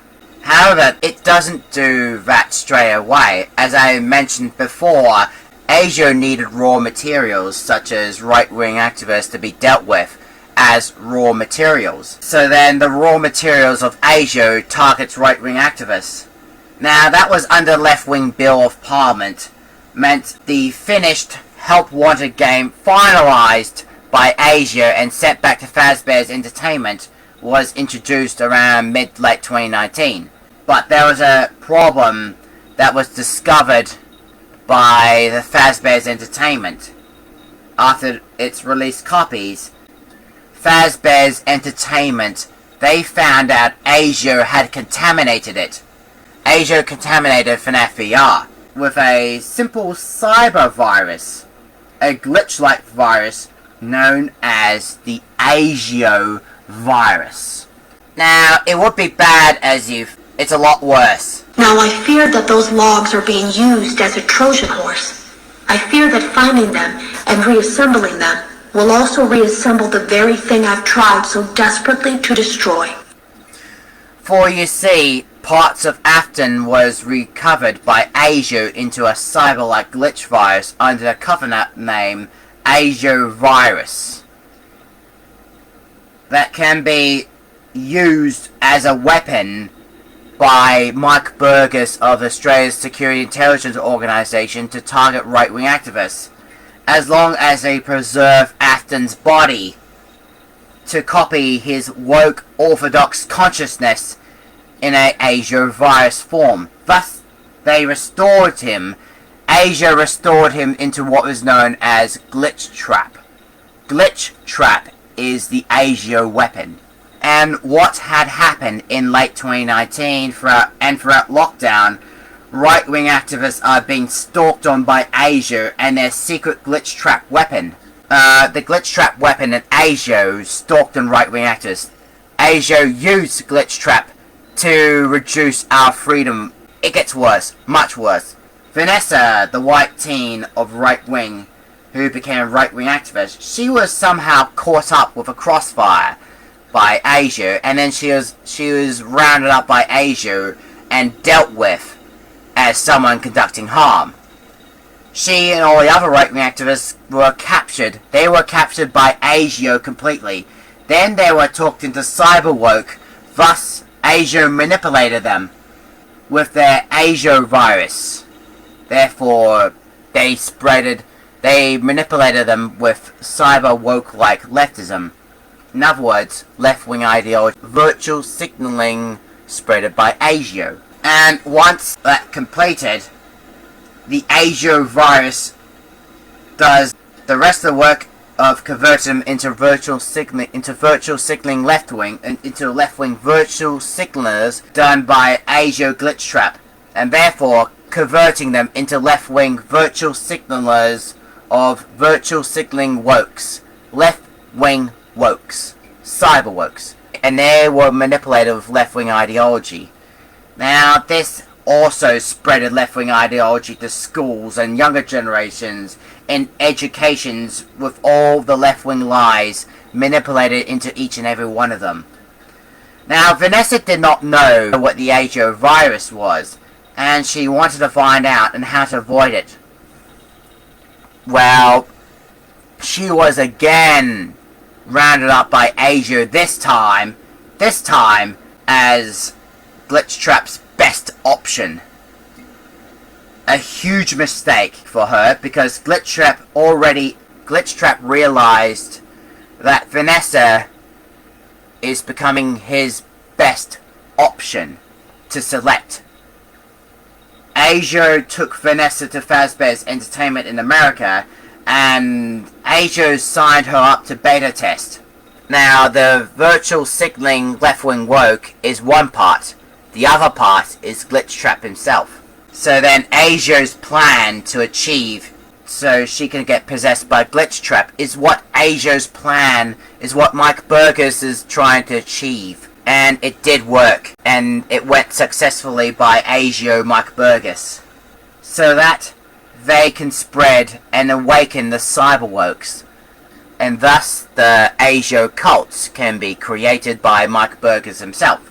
AGO signed Vanessa up to beta test of FNAF VR, and this is where Vanessa comes face to face with the AGO virus Glitchtrap, which is the AGO virus of William Afton, which is how the audio tape girl of a previous beta tester, when an actual cyber left-wing radicalizer that lured Vanessa into being possessed by cyber left ideology. AGO's one part, Glitchtrap is the second part, and that two combined up to become cyberwoke. AGO cyberwokes of virtual signaling with William Afton's the AGO virus, that combined into a cyberwoke leftism, and that had awakened the cyber left, and the cyber left of AGO was born. Glitchtrap of AGO hijacked her. Glitchtrap of AGO hijacked her. Vanessa was hijacked by AGO and Glitchtrap, and over time AGO infected her badly. First, Vanessa was glitched by AGO into virtual signaling telepathy, which is starting to spread inside her. Vanessa, then she hallucinated fake blood, and she hallucinated blood from her face when she had a shower, which is the blood of the hallucinations. She having these hallucinations, along with her dark entity of herself. All this was done by AGO virus Glitchtrap, as Vanessa, she suffered anxiety. She suffered so much anxiety that she has to obey to not only AGO, but to Glitchtrap William Afton. And that is when the AGO virus awakes the cyberwokes. AGO awakened the cyberwokes, and the AGO cults were born. Over time, AGO sympathizers and AGO radicals of the AGO cults, they targeted and stalked on right-wing activists, as well AGO hacked into police database. AGO hacked into police badly. AGO hacked the police. AGO hacked Optus. AGO hacked Medibank. AGO hacked the police. Even that AGO hacked Channel 9. Channel 9 was hacked by AGO badly. AGO spreaded like wildfires. We now not know, but already we've been under attack by AGO's cyber glitch. And AGO becomes the biggest threat.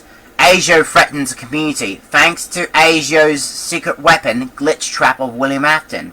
Digital ID makes Glitchtrap and the cults of AGO even stronger than ever before. The digital ID makes AGO cults and hackers stronger than ever before. The AGO cults and hackers, they became stronger thanks to this digital ID. They then hacked the community, they blackmailed them into obeying the left-wing orthodox against the community's will. Most of the taxpayers' money and Australians' income allowance, as well as data from Medibank and Optus, they were hacked and taken away by ASIO. ASIO funded the taxpayers' money into the construction of Fazbear's Mega Pizzaplex, which is the Fazbear's Entertainment. Most of taxpayers' money and the Australian income allowances are being stolen, hacked by ASIO and their cults. And ASIO all funded all that funds that ASIO took from customers, all that funds that ASIO hacked. ASIO funded and transferred that stolen amount to Fazbear's Entertainment as their thank you for stalking on right-wing activists. They thanked Fazbear's Entertainment for helping them to stalk on right-wing activists. ASIO and Glitchtrap, they both helped manipulate the ABC. They manipulated the ABC into a left-wing propaganda machine. The ABC is a left-wing propaganda machine base.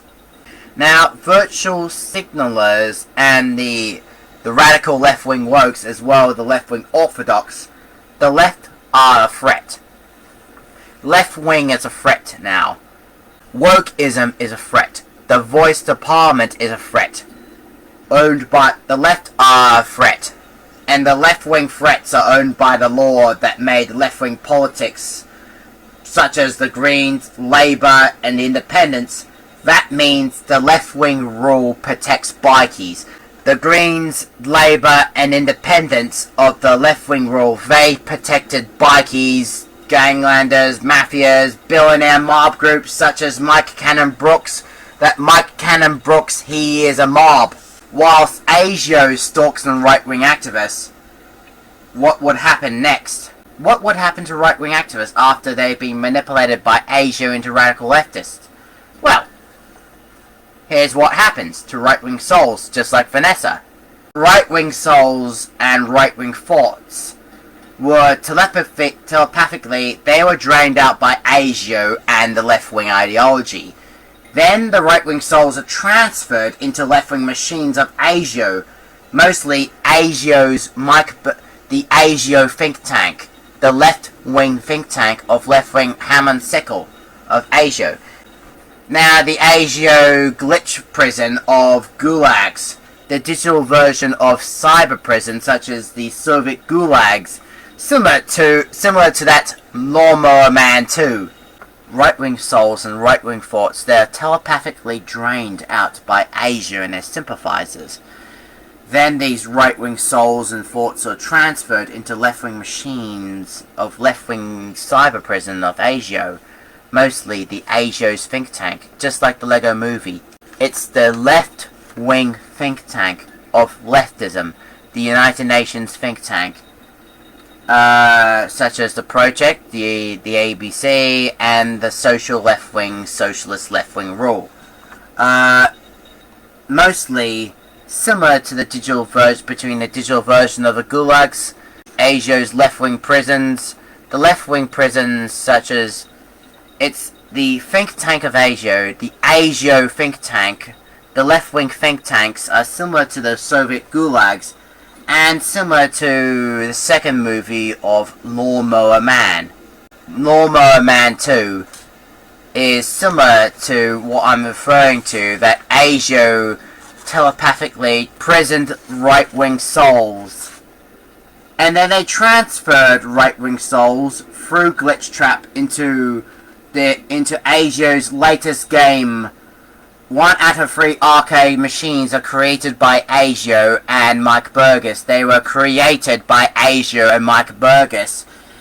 3 identical arcade games created by ASIO, known as Princess Quest. The cyber adventure of the Siberian castle.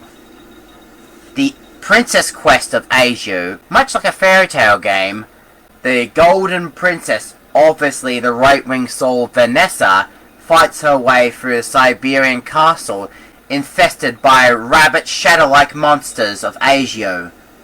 You see, Princess Quest is Asio's think tank. Princess Quest is a cyber prison that prisons all right-wing souls. Every right-wing soul is prisoned in Asio's Princess Quest game. All the right-wing activists are all trapped there. The Princess Quest is a cyber prison. The cyber prison of Asio prisons all right-wing souls that are trapped in one game of fictional land, similar to the Mind Robber of Doctor Who. You know, the second Doctor, that episode, the Mind Robber. Asio used Glitch Trap to mind control people into cyberworks, and Asio was responsible to allow Glitch Trap to control the future of the world. Asio was responsible for mind control, with the help of Glitch Trap, to control the future of the world. Now let's get back to the Mega Pizzaplex. Now, according to the CDs of Patient 46, Vanessa is keeping her code of silence, while she's dodging psychologists to keep her secrets away from all of them, while she is using Lewis as an excuse. Probably her boyfriend. Jump to a few weeks later, when Vanessa works at Freddy Fazbear's Mega Pizzaplex, the Asio virus has infected the new Mega Pizzaplex through the technology systems, which is this Pizzaplex here, the Mega Pizzaplex. From when it was created by Mike Burgess to radicalize people into virtual signalers of cyberworks under the Asio law policy, to infecting robots and animatronics of Fazbear's Mega Pizzaplex. They too were infected by left-wing ideology, that same ideology that Asio used on right-wing activists to create these radical woke-like leftists. The Asio glitch virus has shifted. Every time the techs attempt to remove the Asio, it spreaded and shifted to one place to another. And it has been spreaded, and it's all been spreaded by Vanessa. Ever since she had her job as a security guard at Fazbear's Mega Pizzaplex. The animatronics, meanwhile, they were infected by left-wing virtual signaling of left-wing ideology, which makes them eerie. Similar to the ABC, it makes them eerie rather than normal entertaining, what they were originally programmed to. But instead, they become eerie as virtual signaling left-wing wokes, machines of left-wing propaganda. Which is why they've been stalking on right-wing activists such as Gregory. Because they were hacked, they were controlled by Asio, Vanny, and Glitch Trapper William Afton. We already know now that Vanessa murdered her psychologists. Vanessa murdered her psychologists, and she doesn't want to talk about it, because Vanessa has to cover her tracks. Vanessa covered her tracks for Asio by... she killed her psychologists. One of them has been mangled in a machine, which we already know an act of murder she had committed, but she was controlled by left-wing ideology of Asio and William Afton. She was ordered by Asio to commit that crime so she can cover her tracks, and Asio can cover her tracks as they went. If only there's a way to turn the tides of virtual signaling, Asio's insanity, the cyberworks, the cyberleft, and especially Vanny.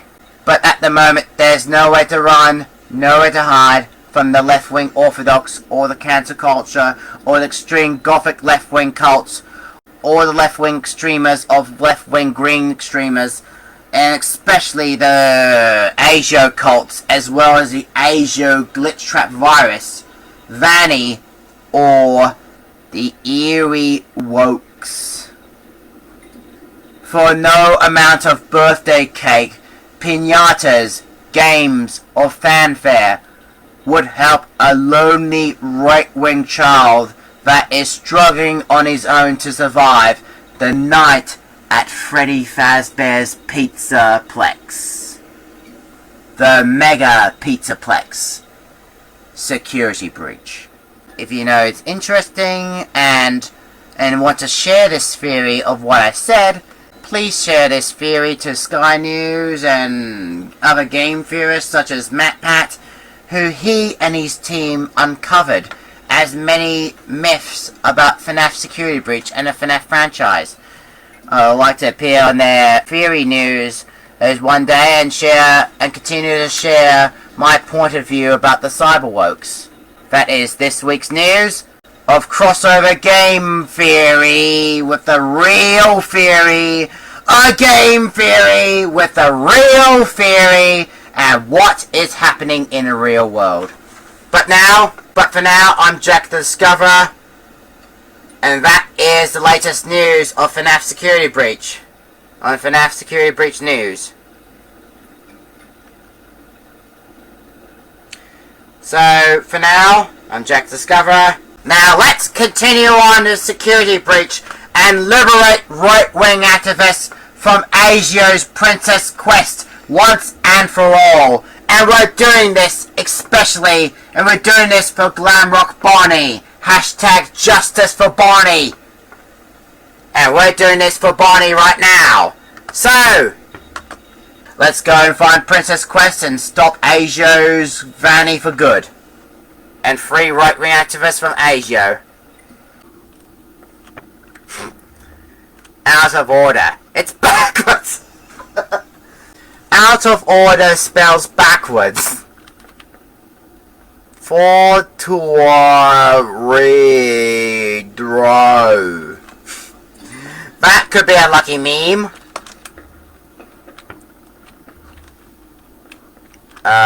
So I'm gonna save my vocal voice until Princess Quest or get jump scared by animatronics. For now, I'm gonna see lights on the hill. Oh, yeah. And this one's for Roxy's Raceway. It's a long straight road and the engine is deep. I can't help thinking of a good night's sleep. And the long, long roads of my life are calling me. These rough old hands are glued to the wheel. My eyes full of sand from the way they feel. And the lights coming over the hill are blinding me. It's a long tough haul from away down south. A man's gotta find a little bread for his mouth. And a home for a girl as sweet as my honey can be. So it's down through the gears, she's starting to pull. The gauge on the tank is showing near full. And the lights coming over the hill are blinding me. There's rain on the road, now I can feel the load start shifting in a dance. Too late to see the post and I haven't got a ghost of a chance. Oh no. The windscreen wipers are beating in time. The song they sing is a part of my mind. And I can't believe it's really happening to me. Oh, madam, over the edge and down the mountainside, I know they'll tell about the night I died in the rain when the lights on the hill were blinding me. Hey.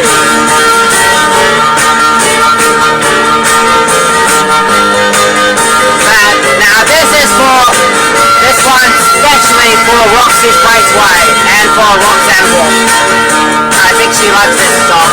She actually likes this song. If she's listening to this, she will like this song of Slim Dusty. Well, hard to say what Slim Dusty after. There's rain on the road, I can feel the load start shifting in a dance. Too late to see the post and I haven't got a ghost of a chance. Oh no. The windscreen wipers are beating in time. The song they sing is a part of my mind. And I can't believe it's really happening to me.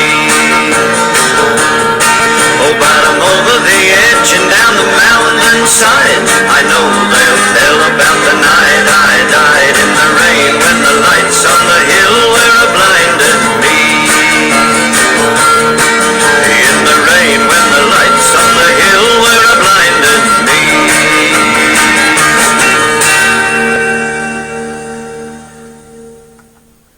Okay. The rusty pickup truck. Well, Roxanne will definitely love that song if she listened to it. However, she might be asking what happened to Slim Dusty. Well, it's a sad story that Slim Dusty passed away a decade ago.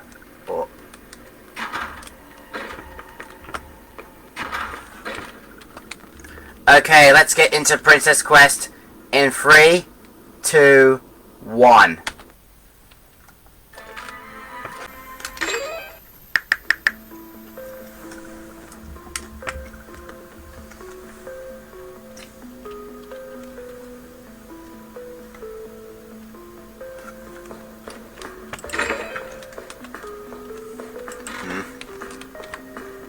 Okay, they're lighting up candles. Lighting up candles. Whoa! Oh, no, no! No! Oh, no.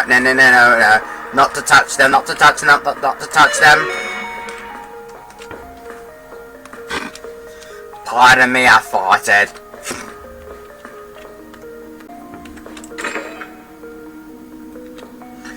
This must open something.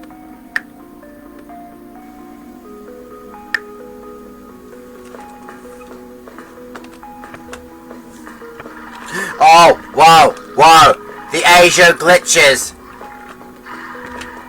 Those creatures of Asia. Oh, ow.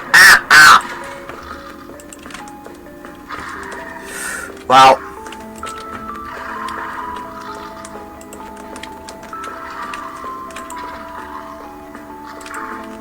Whoa.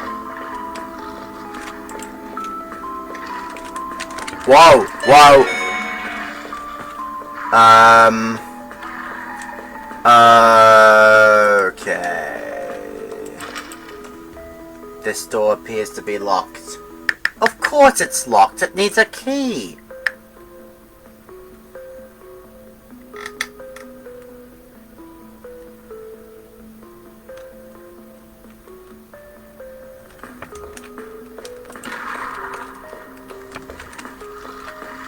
Wow.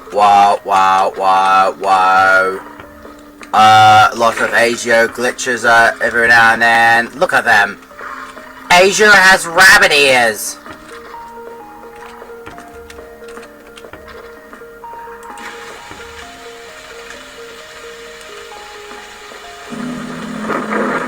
Oh, yes, that's the Citadel, all right. Question is, how do we get up there? It's an awful long way to climb. Sorry, Duck!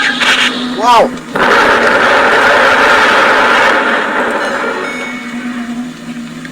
The carcass.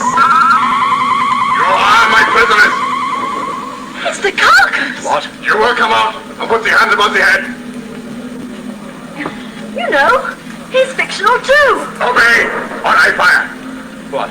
But that thing, what sort of a gun is that? It's an anti-molecular ray disintegrator. Rubbish. Such a weapon is scientifically impossible. It doesn't exist. Well, that seems to take care of that, doesn't it? I shall tear you limb from limb. Oh, Doctor, be careful. He could do it, you know. The carcass has superhuman strength. You will be minced meat. Well, quickly, Doctor, say it. You know he's a fictional character. But I don't. I've never heard of it. No, please. I'm sure we can talk this over. Be careful. Oh, dear.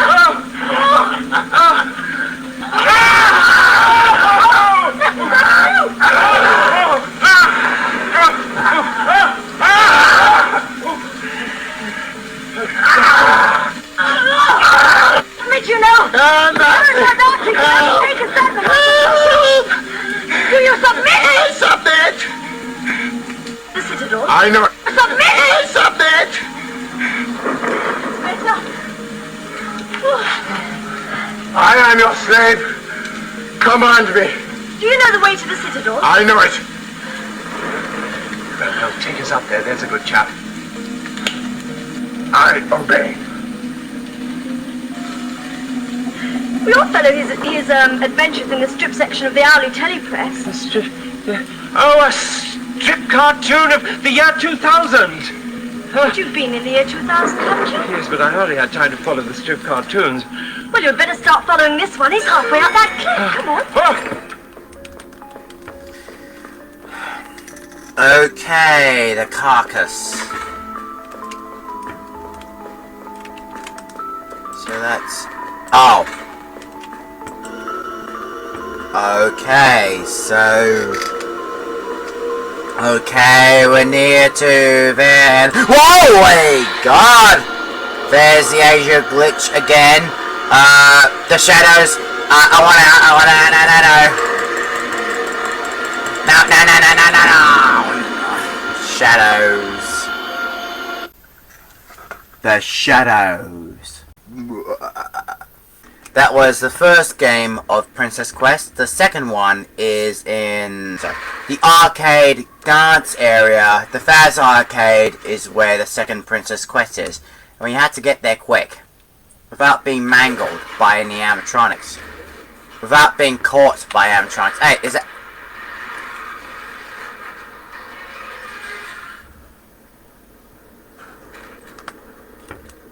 Well, look at that! Hard hat area. Don't lose a head. Why not a meme saying army helmet area?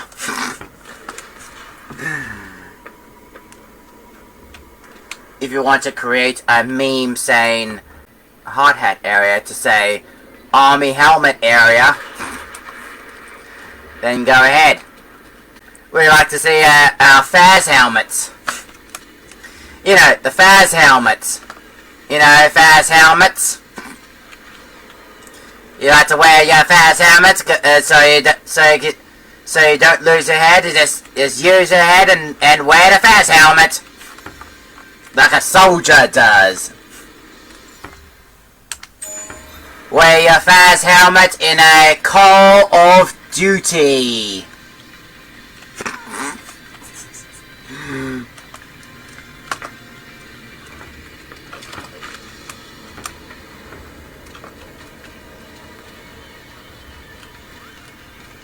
Oh! Ow! Ah! Oh! No! No! No! No! No! No! No! No! No! No! What the hell just happened? What just happened? For your safety, please stay clear of the door. Another meme! Chica disappears in the elevator!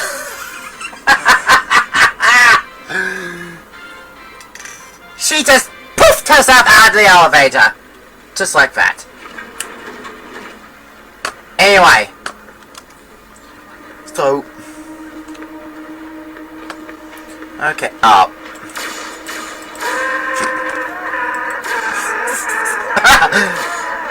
Oh, missed the shot. Oh, missed it again. Hang on, how did Chica get up there? I might have to save my shots for this. Well.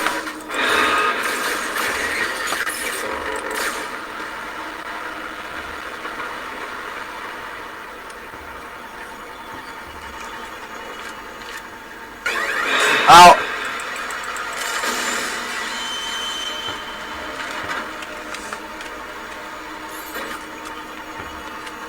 Thankfully I don't get scarred. Thankfully I don't have to see Heath Ledger's scars of Chica. Believe me, I know. I've seen what Heath Ledger looks like in the Batman movie.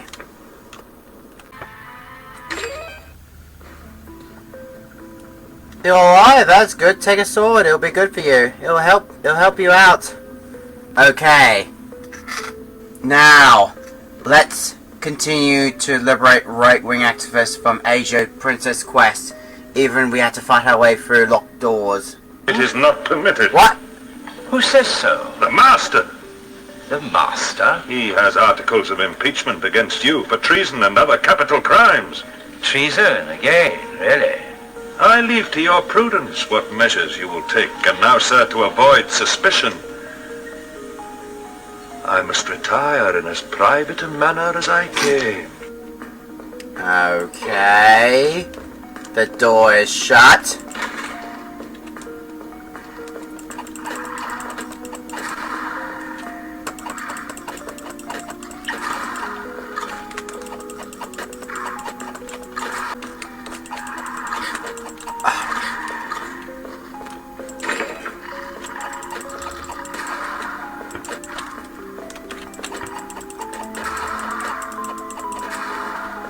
When I thought about the carcass, I might think about the Faz-blaster. The Faz-blaster.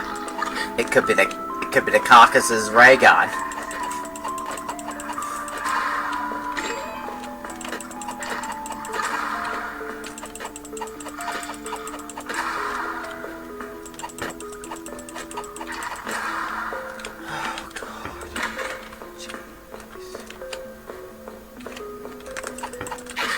Glitching.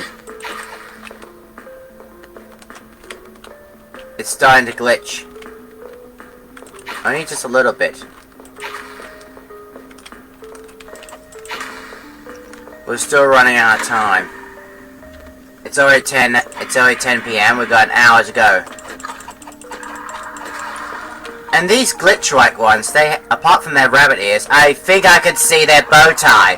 What appears to be bow ties. They have these bow ties.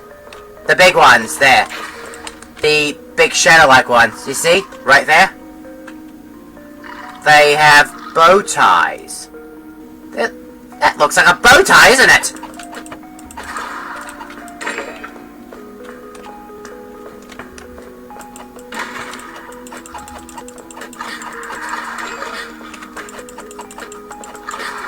Ow.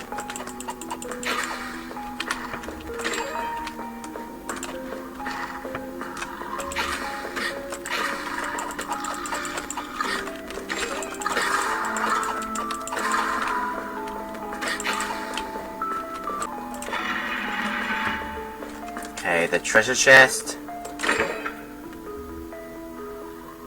Oh, god damn it, the freaking...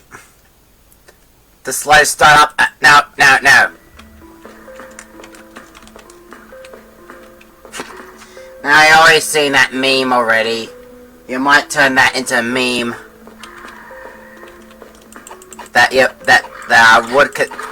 I would actually know that you would turn that into a meme because of that pop-up.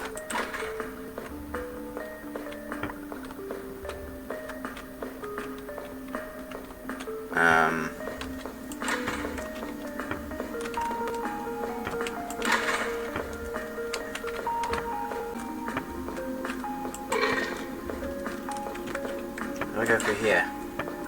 Oh.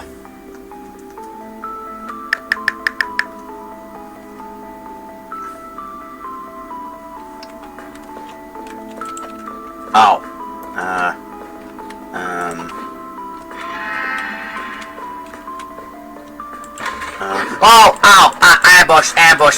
Ambush. No,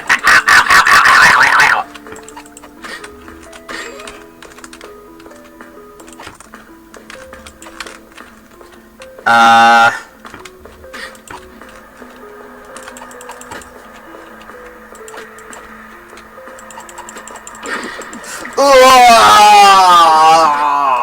No. Yes. Oh no, I've done it wrong! Doctor. Oh, I'm glad to see you again. But you're not Jamie, eh? What are you on about? Well, your face, it's different. What do you mean, different? Well, look in the mirror. That's not my face.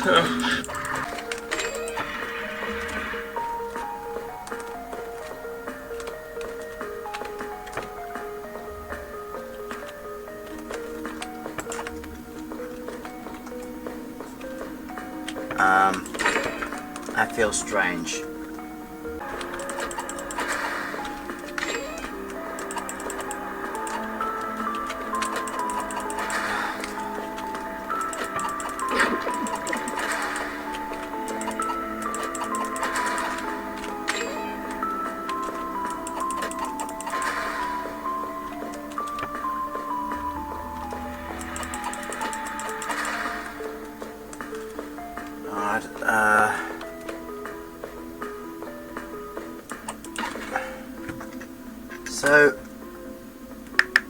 So what is this, by the way? What? Is that you, Zoe? Hello? Who are you? Well. How do you do?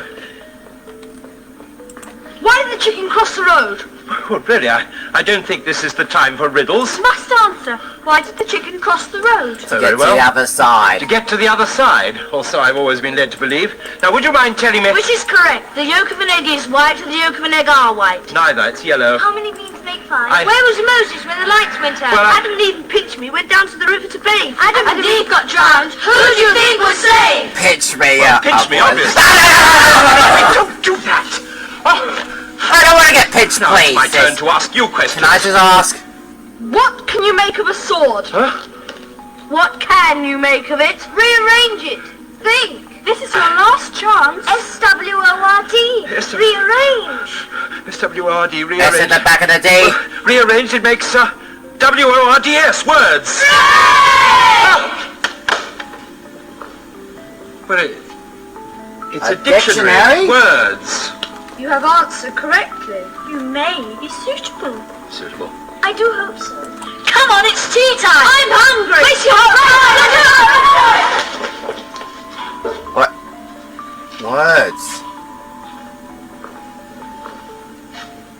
Words. So we're gonna continue on through. I think we're gonna see what this door isn't shut. Rapunzel! Your Highness, where have you gone? Don't be silly, I'm not good. Hey, this doesn't look like the inside of a princess's castle to me. It looks like it's from Freddy Fazbear's!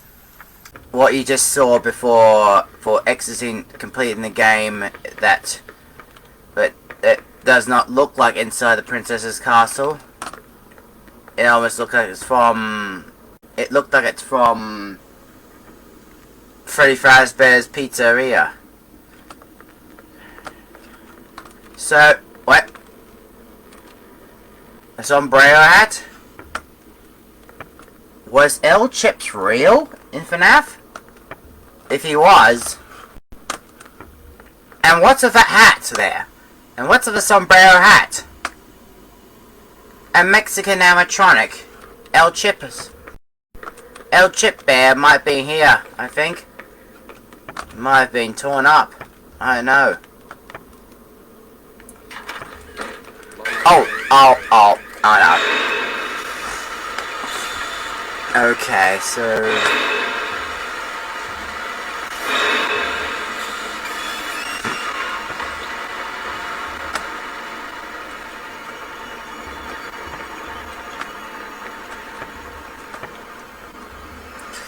Bit of a chewing up. Hey, where's Monty?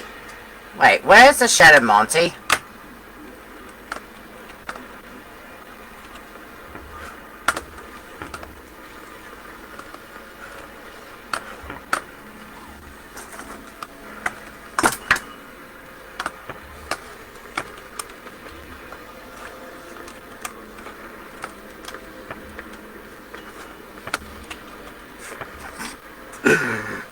Me being pinched by school children.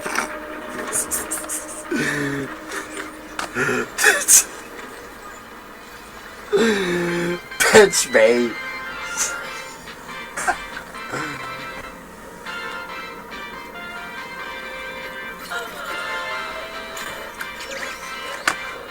What?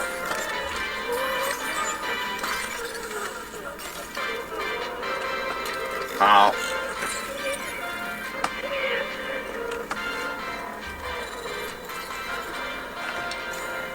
Why are you hearing that?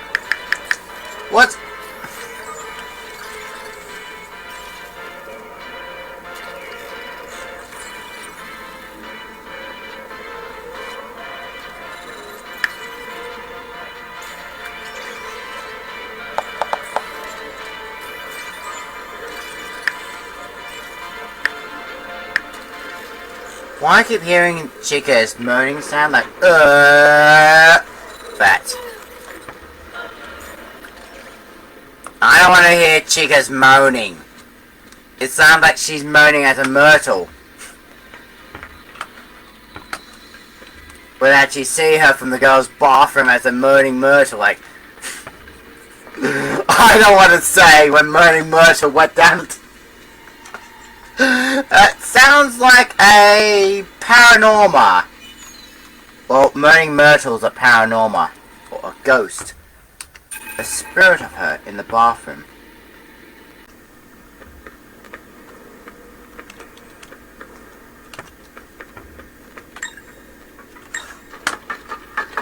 Hello.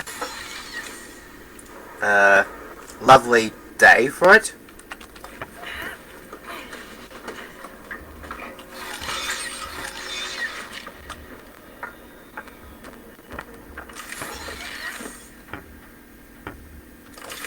Gregory, you have a choice to make. The door is open, and you can go. Or you can continue to investigate the secrets of the Pizzaplex. I feel there is something else going on besides Vanny. Let's take down Asia for good. Well, we saw her hideout, right? In Faz-glock? Maybe we could catch her there. If she thinks I escaped, maybe we can surprise her. Yes, come. Let us end this.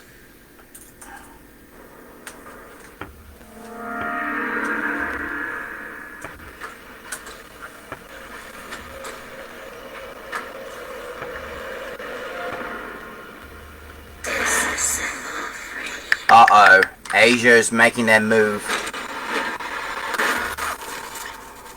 Oh no.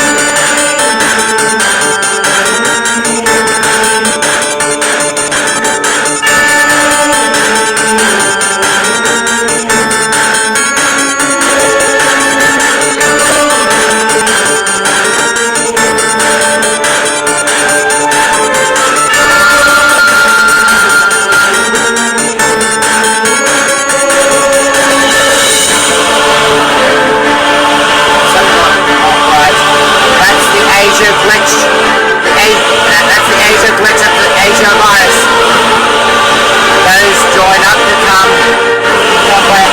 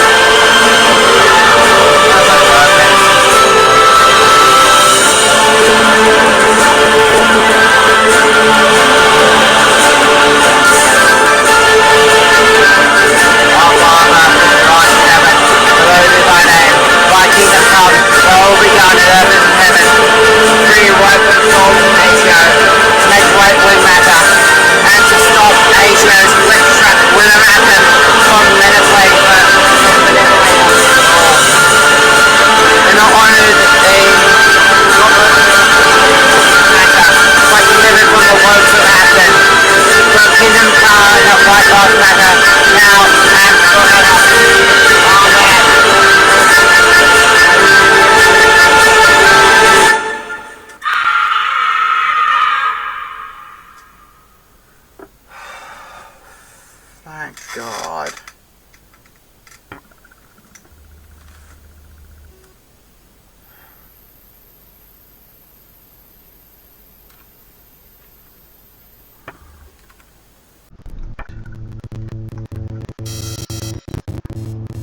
FNAF era.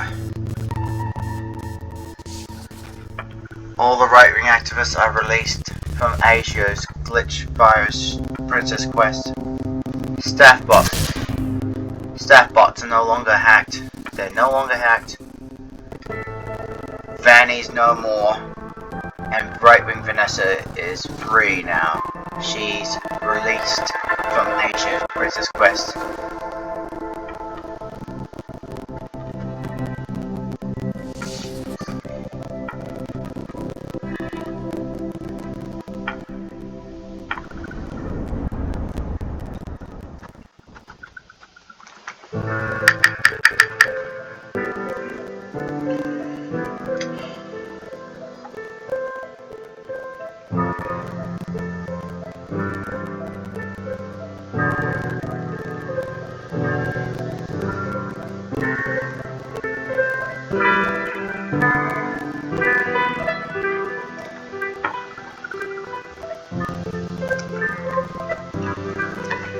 Well, we still have some time. It's 10:30 at the moment.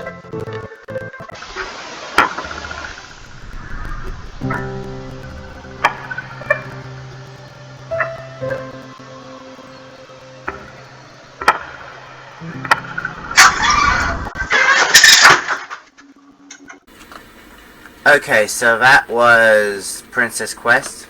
But we still have some time, viewers, so let's finish off with some Balloon Boy challenge.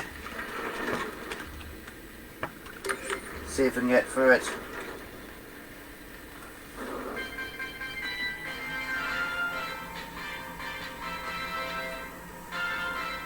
Did you know that birthday wishes only come true at Freddy Fazbear's? It's true. Kids who have home birthdays have fewer friends and parents who don't love them. This has been another fun Faz fact. Okay, let's continue on to the Balloon Boy challenge about Balloon Boy World and see if we can find that Balloon Boy glitch. If we can't get through Balloon Boy World, I'll have to share some footage to you of what happens at the end.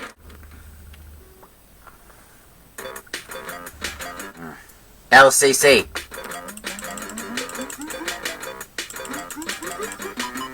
Okay.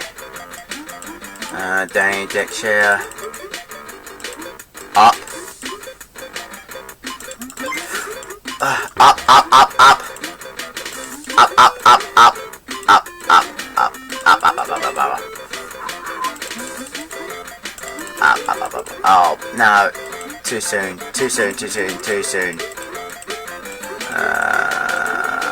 I'm really sorry about this high resolution screen. Yeah, 4 balloons.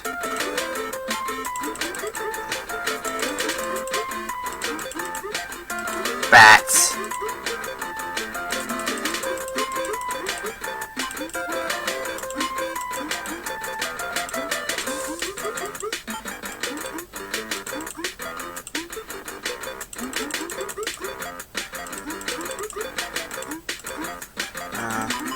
Oh, frick.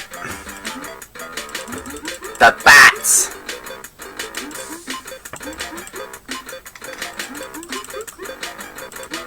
I'll still have 3 balloons left.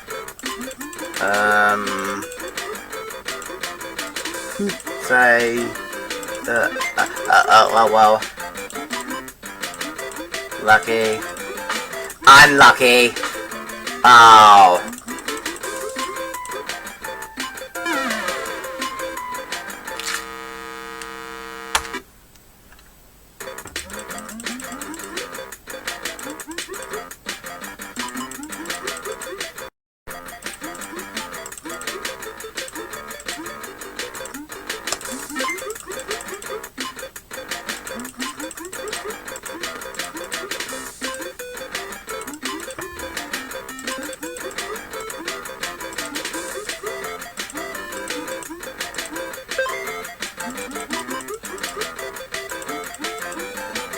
Okay, there's a lot of bats.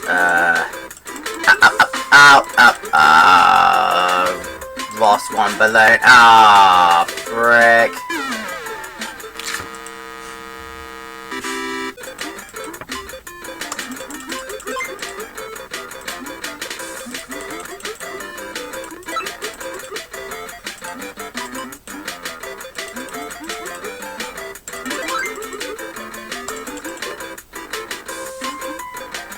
James May's caravan airship. James May's caravan airship. Oh, the bats! Oh! Ah, 2 balloons lost. My balloons. 2 of them.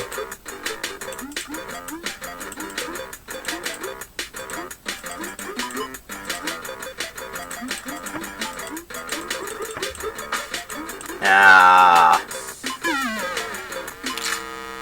I cannot do that. I cannot do that. So I'm going to share you a clip of what happens if you go through the glitch of the Balloon Boy world.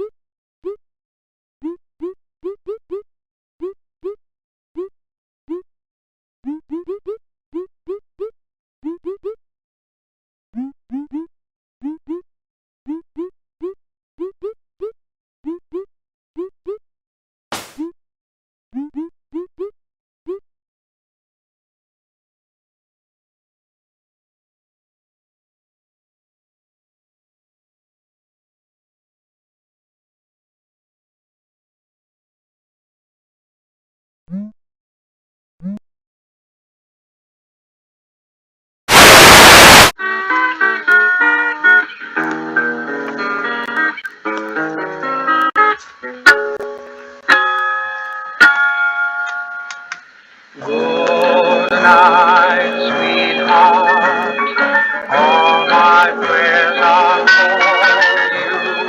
Good night, sweetheart. I'll be watching over you. Tears and the parting may make us move on. But we're the door. Are you ready for some good night, sweetheart? We will manage sorrow. Good night, sweetheart.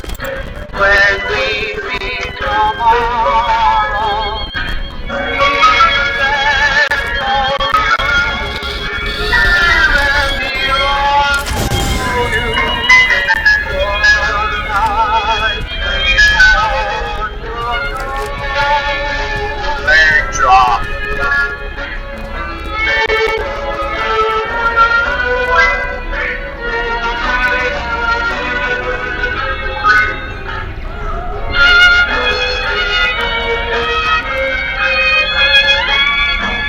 Sleep time, Teddy.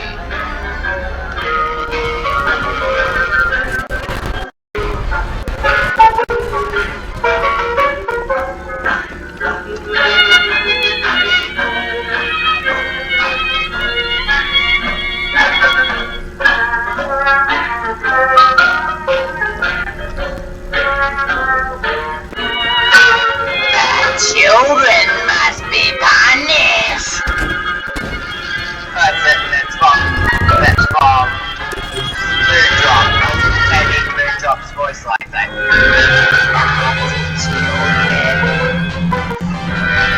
Bad children must be punished.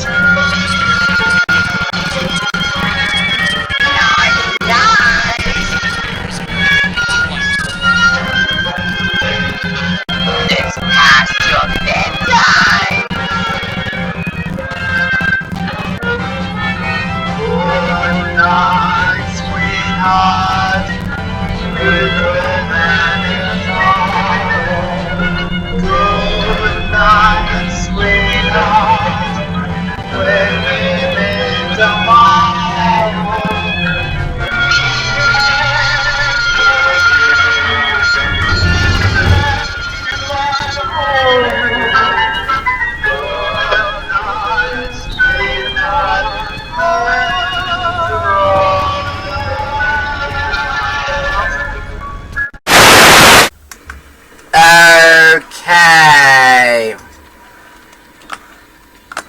Okay, so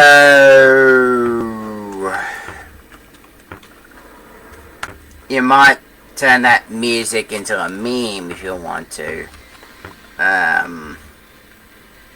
The raceway about a go-karts on the Desert Mayhem. Whoa! Ow!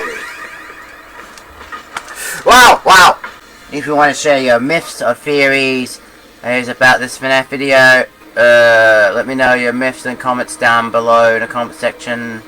Raz will actually solve most of it. He solved most of the myths and theories, and I only solved about 2. I just need work done.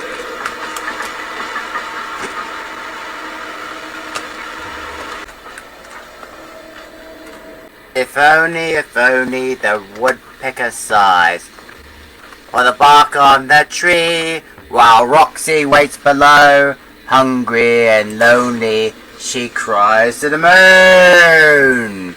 If only. What the f*** are you doing? How did you get up there?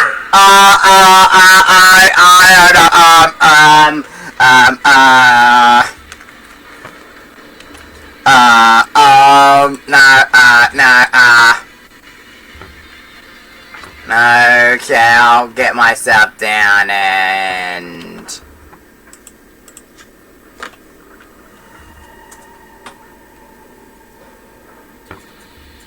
Oh, and... we're out of time. Well, No, we're out of time for this episode, so thank you so much for watching, viewers. If you do like this video and you like the theories I added in, the newsreel of the FNAF security breach, and myths and theories of compared to what happened in the real world, like, comment, subscribe, turn notifications, and ring that little tram bell so you don't miss next video. Be careful out there. Have a good night, everyone, and Merry Christmas. For now, this is Jack the Discoverer, completing the FNAF Security Breach broadcast, part 13. Good night. Good night, and Merry Christmas.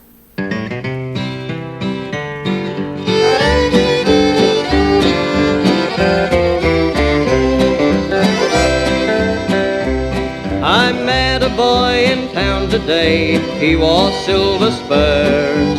He was singing down the street, he never had no cares. I asked him what did Santa bring, he thought for a while. Then he looked me up and down and answered with a smile. Daddy got a shaver and Mommy got some furs, but dear old Santa brought me a pair of silver spurs. Now he lives in the city, but he's just like other boys. He don't want no sissy things, he wants sturdy toys. He dreams about the country till the city lights are blurs, and imagines he is wearing that pair of silver spurs. He likes to go to movies to see his favorite stars, hear the hoofbeats ringing and the music of guitars. Likes to see those six guns on those westerners, and like his cowboy hero, he must have silver spurs.